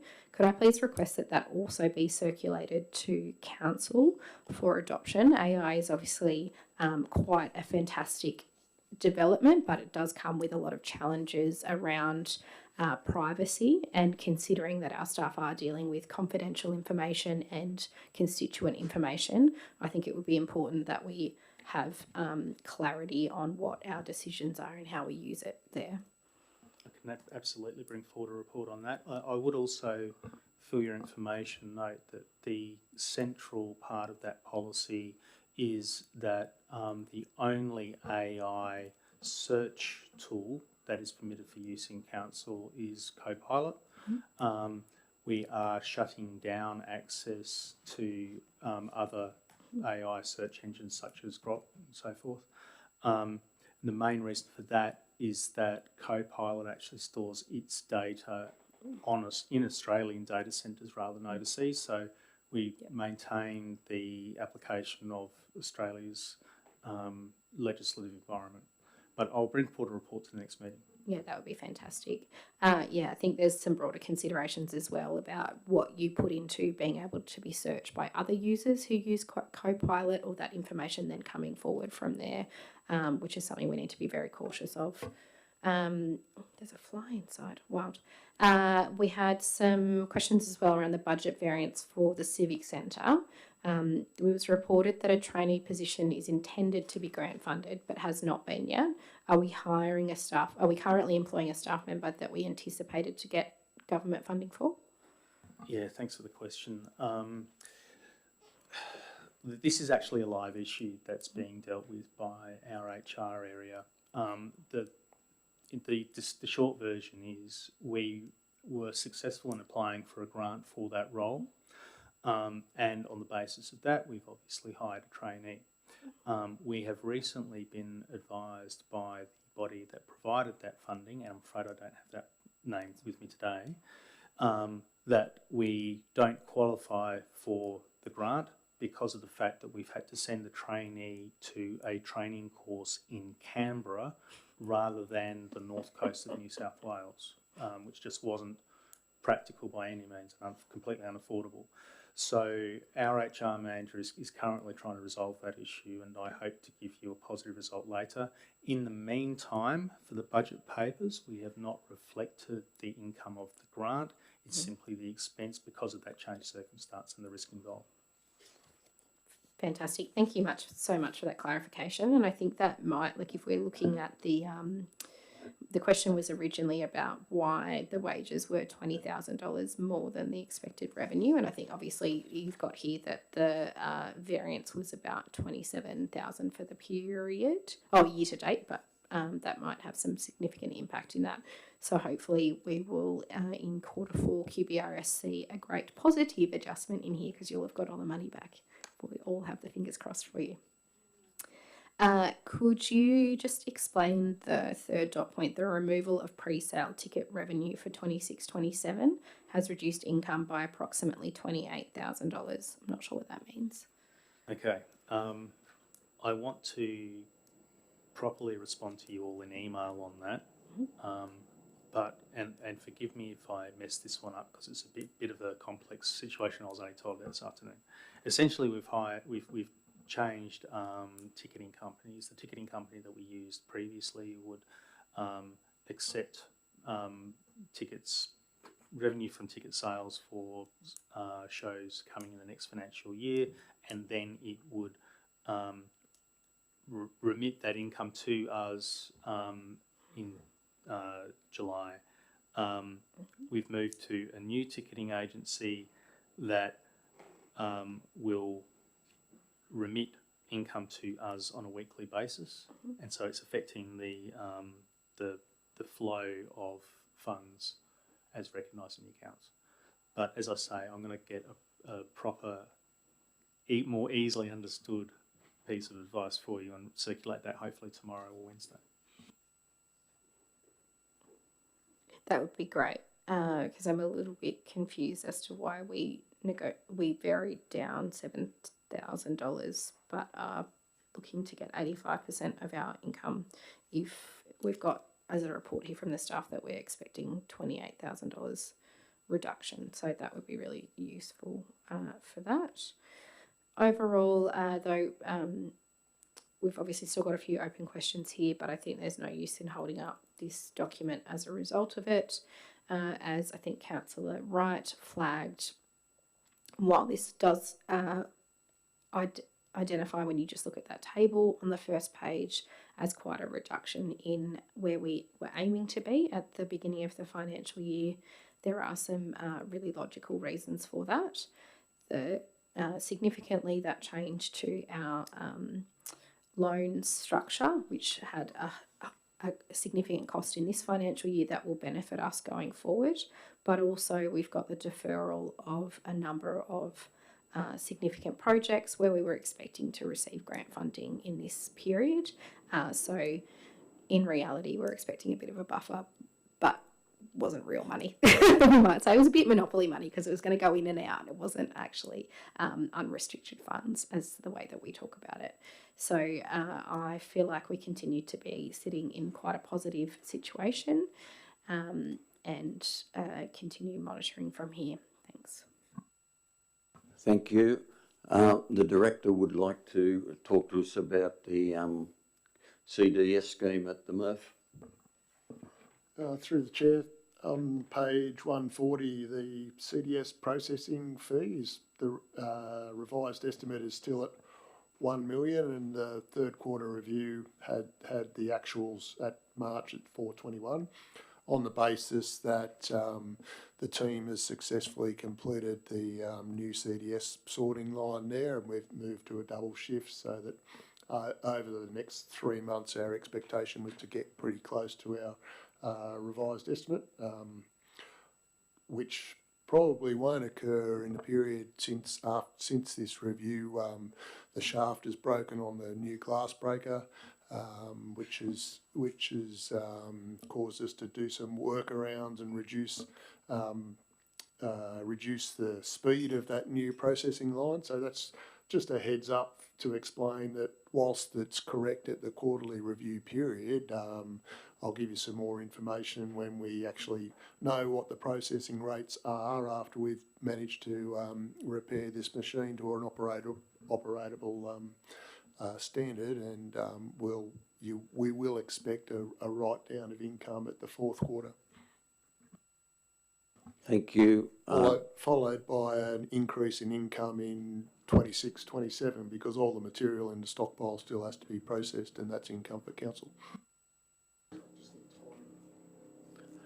Okay, anyone else wish to comment before I go to right of reply? Just as a comment on AI, that council staff have got to be very careful what they put in. So have councillors. If councillors use AI, they've got to be very careful that they don't put any confidential stuff into it. So something to be aware of. Just take. Chairman, we will provide a response to some of the questions that I know Councillor Watts posed around leave, a considered response, but just in the public meeting, I just make the point that we do budget for 52 weeks for every staff member, no more, no less.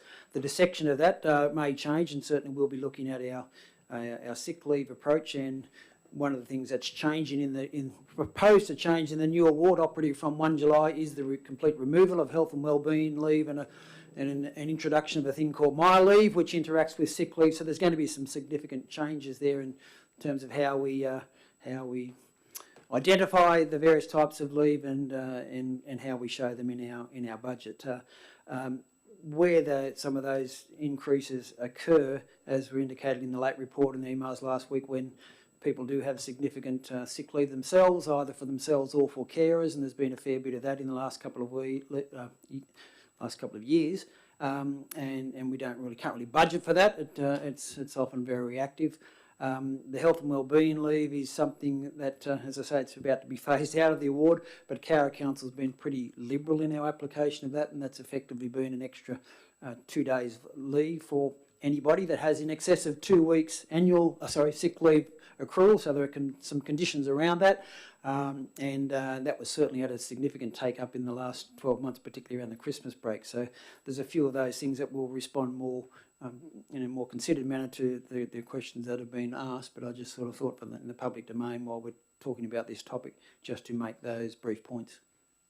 Oh, so would I add, Mr. Chairman, that there's been a couple of significant leave accrual payouts for long-term staff resignations during this period as well.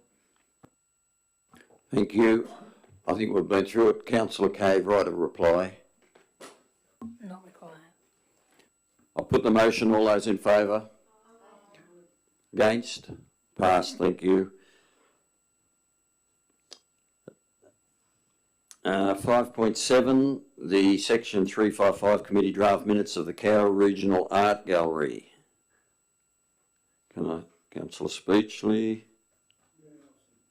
Councillor Wright. Councillor Speechley?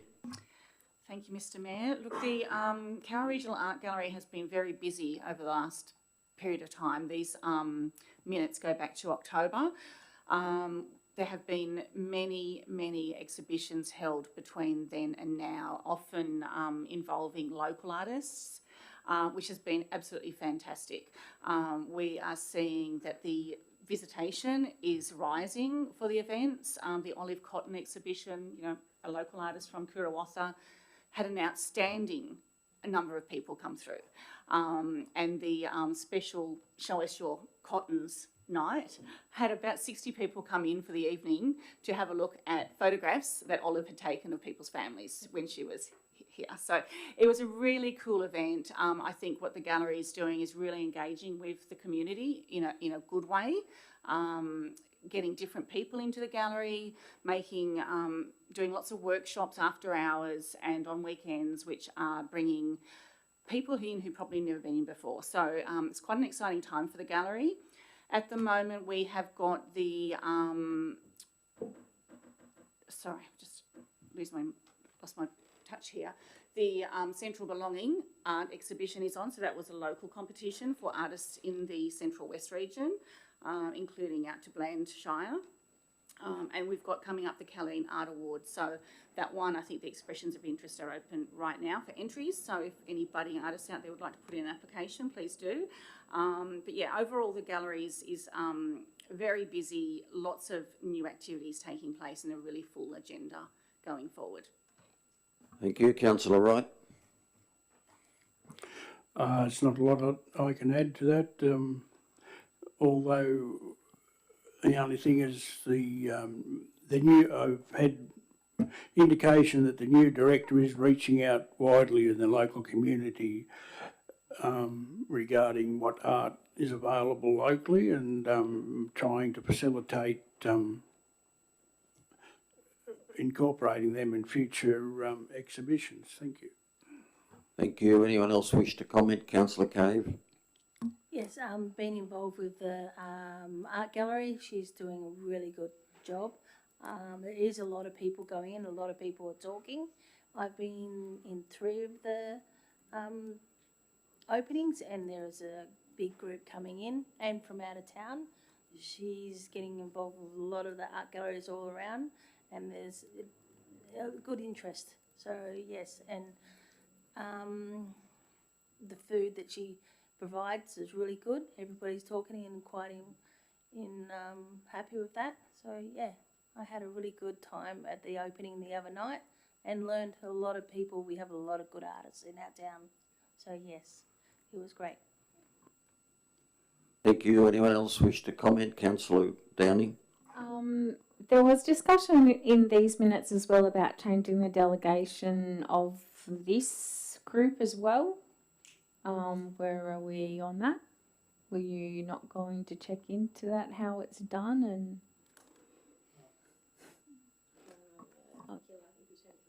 Oh, so Quite honestly, I don't recall that. Okay. I will look into it immediately. Yep. Okay. And there was another mention, like I can't believe how much stuff they do. We've got a lot of minutes here, obviously, but there's lots going on. There was another discussion about plinths that the Civic Centre were going to borrow. Why are we not charging them for them? If we borrowed something from the Civic Centre, I'm sure that we'd have to pay for it. So perhaps that's another source of money that they can find. But no, congratulations to everyone. And there was another question about their bank accounts. They're rolling those into one, if I was reading correctly. Sorry. So I was just trying to scribble it through. Yeah. They have rationalised the accounts, and I'm also going to be making inquiries on establishing a trust account for the gallery, which was previously discussed. Yeah. No, very good. Thank you. Anyone else wish to comment? Right, a reply, Councillor Speechley. Not required, thanks. I'll put the motion. All those in favour? Those against? Pass, thank you. 6.1, the water supply strategic planning. Thank you, Councillor Watt. Councillor Kiss. Thank you, Councillor Watt. Thank you, Mr. Mayor, and thank you, the Dream Team, moving and seconding, of course. Thank you to the Director who provided us some feedback on some questions around this. As was flagged in the report, the water treatment plant is a really significant infrastructure piece that Council has responsibility for, but also one that we've been budgeting for some time. The Director has brought to Council, and it's a live conversation and takes a lot of work to get to the outcome, but Council has given the authority for the department to consider whether there are smaller pieces of work we can do that will extend the life of this project, and the what is in front of us today is the proposal to do a few items that will allow us to have that time to have that consideration. I asked Council around, I asked the Director a few questions around what this would look like. He's come back and let us know that the funding from New South Wales Government is committed to, which is fantastic, and that we do expect probably that this would have some, this would be types of things that we would be looking for if we were to go ahead with the original date in 2031, if I'm correct in my memory of that.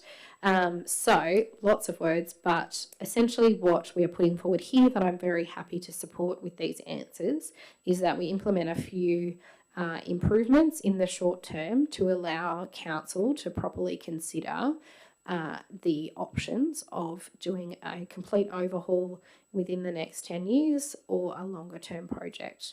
And I hope fellow councillors agree. Thank you, Councillor Kiss. Thank you, Mr. Mayor. And look, it's reasons like this I'm so grateful for the skilled technicians and engineers that we actually have. We're being asked to that these funding and these works be included in our operational plan. And then when you start reading through, you think, well, all right, I just have to believe you. Look, it's certainly been well investigated. What we're looking at is plant feasibility and sizing, the raw water quality, the sludge management trial, and also a flocculator system upgrade. It's, as I said, it's all been well investigated, well justified, and as Councillor Watt said, we're looking at then extending the life of our water treatment plant, which is going to be incredibly important. We're doing it in bits and pieces as we can, and obviously obtaining the grant funding where we can as well to help support the implementation. Thank you. Thank you. Anyone else wish to comment? Right, a reply, Councillor Watt. Not required, thank you. I'll put the motion. All those in favour? Those against? Pass, thank you. 7.1, the proposed statewide community participation plan. It's interesting that they want to have a community participation plan, but they don't want the council to have any participation in it. Someone like to move that? We accept that, Councillor Kiss. Councillor Downing? Thank you. Councillor Kiss? This is actually asking for, the Director's asking for our feedback towards a submission to provide in response to the draft statewide community participation plan. I have to be honest, I was actually quite surprised. Page 212, where it's mentioning various other councils and noting the variations that they actually have in their exhibition times and periods and types, and I was really surprised that there was as much variation as what there is. Fortunately, in all of ours, we either allow the minimum time that's being proposed or an extended time. I do have a question to our director, if I may. If we were to keep to our longer time frames, do you believe it would have any material impact on our development pace, or do you think we can just keep things as are, status quo, and everything's fine? Through the chair, if we adhere to our current notification time periods, I don't foresee any detrimental impact to our normal processing times at all. All right. Well, look, thank you. Thank you for that response, Director. I'd sort of thought that, and, you know, my way of thinking is if it's not really going to make much of a difference and we can give people more time to respond, we like to think in terms of Cowra time, and that's fine. I don't mind that little bit of a sit back as well, you know, to give our community quite a deal of time to actually look through different things. I understand the concerns raised about the community believing it will be excluded from decision-making process where things are put through automatically, but I think it's also an ideal time for us to educate our community and say, look, DCP is actually where you can have some input, and if a development is going through, it's because it actually does already comply. And I understand that, you know, it can be difficult to foresee some instances. You know, some of the submissions that we might receive might have to do with shadowing, and until that garage is there, you might not think about how it's going to shadow on you. But again, if these are already included in our DCP, they're already accessible in our LEP, then I think, well, you're not going to win an argument in any court anyway over that. So, look, I do agree with the Director's conclusion. We need greater clarity regarding its implementation prior to the adoption, but I think that streamlining the process has to be a step in the right direction. Thank you. Before I go to the seconder, I'll get the Director to clarify a little bit of that, please. To provide clarification, the only areas where we can basically, there have been identified differences with what the state government's proposed are with things like our precinct master plan. Most of our controls actually match up with what the state's proposing. The thing that we are not aware of at this point in time is if we are proposing to, say, adhere to our existing extended neighbour notification time periods, there's specific criteria that we will have to meet. We haven't been advised by the department what that criteria will be at this point in time. But there are other development proposals where there will be no neighbour notification undertaken whatsoever. So what they're essentially proposing is that they will increase what we would ordinarily consider to be complying development, where there's no neighbour notification undertaken, and in doing so, including developments which we would consider we would ordinarily, under every normal circumstance, undertake neighbour notification. Things like shop top housing, if there were residential flat buildings proposed, two-storey house, we would undertake neighbour notification. Under the state government's proposal, those things do not happen. So what they're relying on is the community being fully aware of what the development controls are in the area. And for most mum and dad developers and builders, that's not feasible.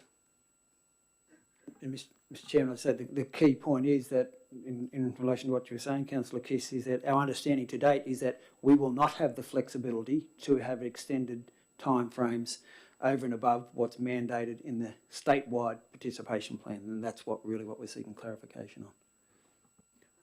Thank you. Councillor Downing. Thank you for that, Director Hackett. I thought the same thing.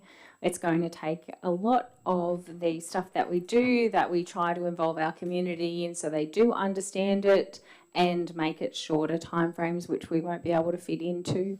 And then the community won't be consulted and they won't be part of the decision making.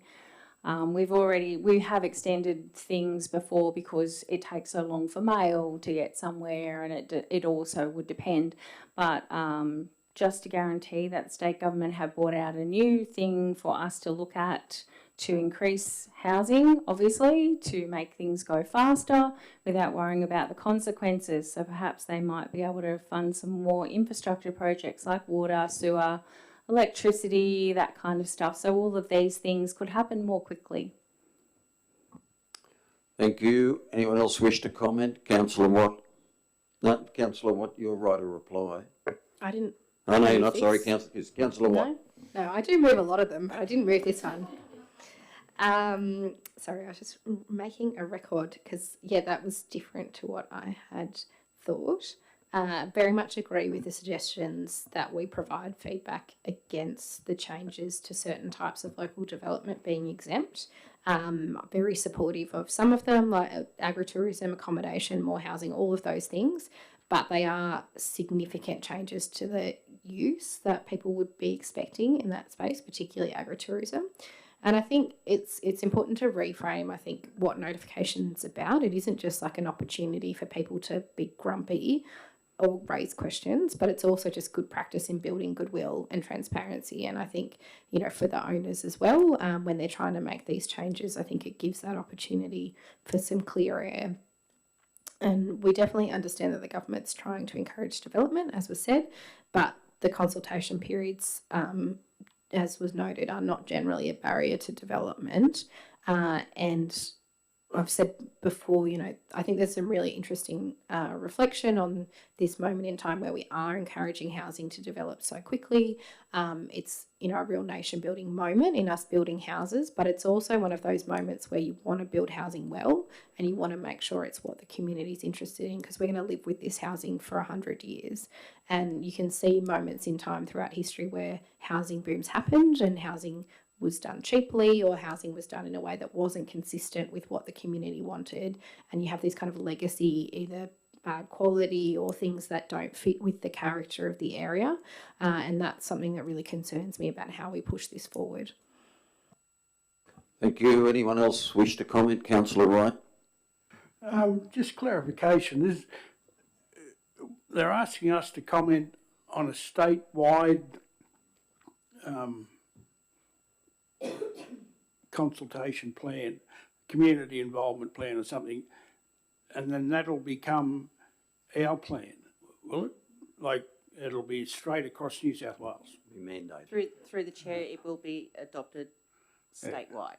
So all of the existing councils that have their community consultation plans, they will automatically be superseded when this is adopted. Thank you. It's, well, the Minns government has consistently said it's local government that is shackling development with slow development assessments and so forth. That's the reason why things aren't happening. It's local government. And it's an interesting comment where the director said, as we've just passed a DCP and so forth, we've got an LEP, certain areas we can have a two-storey house or a block of flats or so forth, but it's subject to council approval. And to go to nearly a non-advertised period for someone to have input into that, it's taken away the existing residents' rights in having a view, and we're going backwards. We can't, because you're not going to have a suburb full of two-storey houses or flats.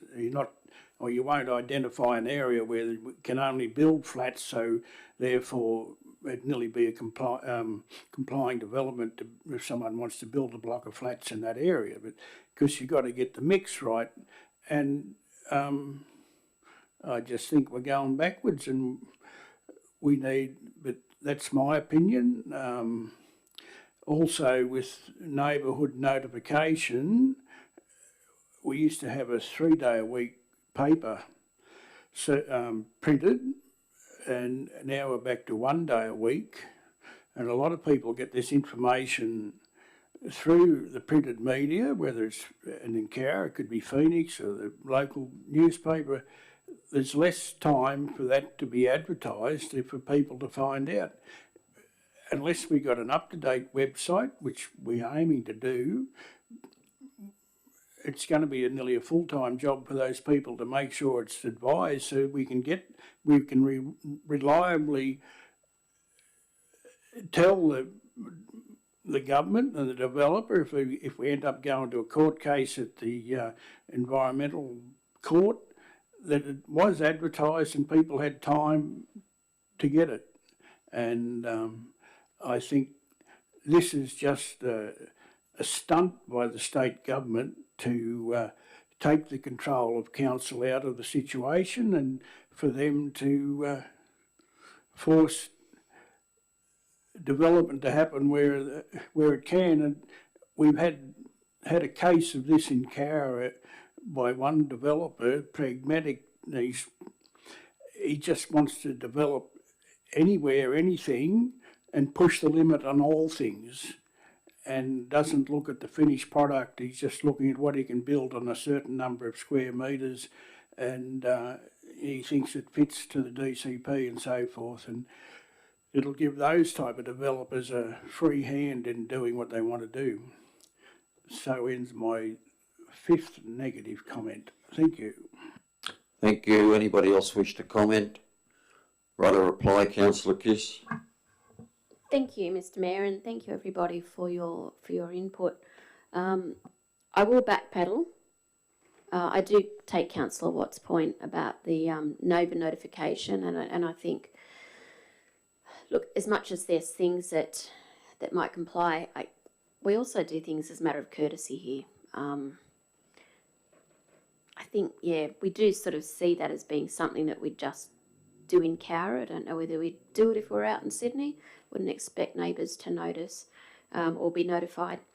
Look, I think there has to be a bit of a middle ground. It's good to streamline the process, and I do think there are some things that should go through perhaps more readily. But, yeah, communication. It's still nice to talk to our neighbours about what's going on. So a bit torn, and I'll leave you with all that information to provide feedback. Thank you, Director. Thank you. I'll put the motion. All those in favour? Those against? Passed. Thank you. 7.2, the draft minutes of the Access Committee meeting of Monday the 20th of April 2026. Councillor Kiss. Councillor Downing. Councillor Kiss. Thank you, Mr. Mayor. Look, you know, we've got a very exciting team progress at the moment. We're really happy to be having input into the mobility map in particular, and certainly looking forward to its official release. It'll be a big thing for the whole community, I believe. The Access Committee continues to advocate to the accessibility needs. There are a few items under consideration at the moment, including the disabled parking seeking additional space in front of the northern side of Kendall Street, just east of the Macquarie Street intersection. I wrote that down because I'd had to figure it out in my head. And also, of course, bringing to Council's attention Woodstock's desire to have a public accessible toilet constructed, which came through our Woodstock reps, our councillor reps. So thank you for that as well. And certainly our Access Committee said, yeah, well, sounds like a marvellous idea. It should be out there. We should have an accessible toilet out in Woodstock. Look, I would like to take this opportunity to thank our committee member, Peter Dawson, for the time and expertise that he's committed to the Access Committee. Look, I also respectfully request that Council supports the recommendation to ask you, Mr. Mayor, to send him a letter of thanks. He's been a valuable member of our committee, and sad to see him go, but very happy to see him enjoy his retirement. Thank you. Thank you. Councillor Downing. Thank you, Mr. Mayor. I just had a question about that. When people resign from committees, we don't always send a letter from the mayor thanking them.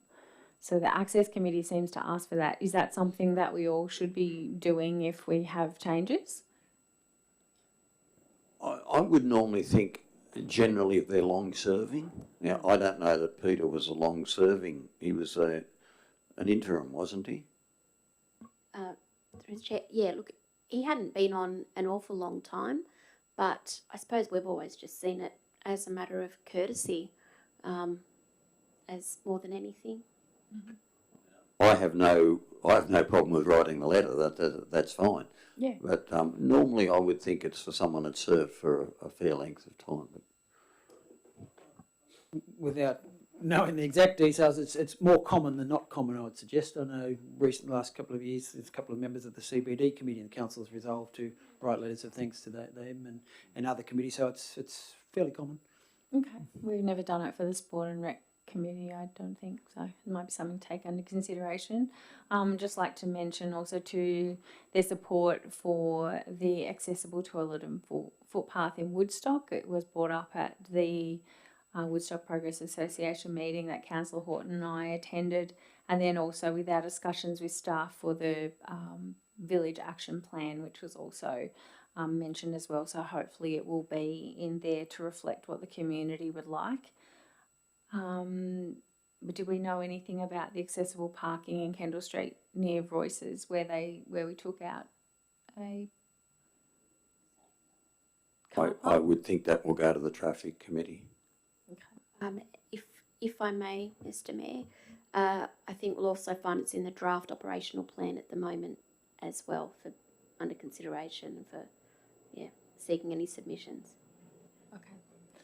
And then just the line marking in the CBD, have we decided that we're going to be doing lines now? Because I thought advice for the CBD committee was that they were going to stay dots. The CBD committee would like solid lines, but it's been agreed that we would replace the missing discs on the spots. And it's the general opinion, it doesn't matter whether the lines are or the spots are, if the first person doesn't park in them, no one else can either. That's the unfortunate domino effect. I think, Mr. Chairman, I think the dots have been replaced, but there is an objective in your draft operational plan that's currently on exhibition to consider what council wants there. Do you want to keep the dots or do you want to go to line marking or nothing? So there's been no final decision by council yet. Yeah, we're seeing talking to someone who doesn't park in the dots or the lines, it won't really matter to me. But you and half the town. oh dear, so I think that's all I need to say. Thank you. Thank you. Anyone else wish to comment? Right, a reply, Councillor Kiss. Thank you, Mr. Mayor, and look, I have to say that our Access Committee was more concerned in particular about the disabled parking spots. We had a bit of an evidence gathering thing, quite impromptu, when the phones were being shown around the Access Committee. Look at this parking spot, look at this one, because people had parked on an angle and it actually made the disabled spots inaccessible. So it's like, you know what, we actually need to have lines so that it's delineated, and so as much as it would be wonderful to have the lines along the whole street, that was specifically what they were asking for. Thank you. Thank you. I'll put the motion. All those in favour? Against? Passed. Thank you. 8.1, the councillor information request in the late reports in your pink folder. Can someone move that they be accepted? Yeah. Councillor Wright. Councillor Kiss. Councillor Wright. Yeah, I find them very educational, that they actually are very accurate in what I said, and so therefore I feel confident the other councillors' information they've asked for is accurate and the answers given are reasonable. Thank you. Thank you. Councillor Kiss. Actually, I don't normally speak on this, but I have to agree with what Councillor Wright said. I actually just looked at it again tonight and thought, gee, this is a really handy summation of everything. So I am sorry that our directors have to go to the extra trouble of putting it all together, but it's a very handy collation. Thank you. Anybody else wish to comment? Right or reply, councillor Wright? No, thanks. Put the motion. All those in favour? Against? Passed. Thank you. Are there any urgent matters of motions without notice? No? Right.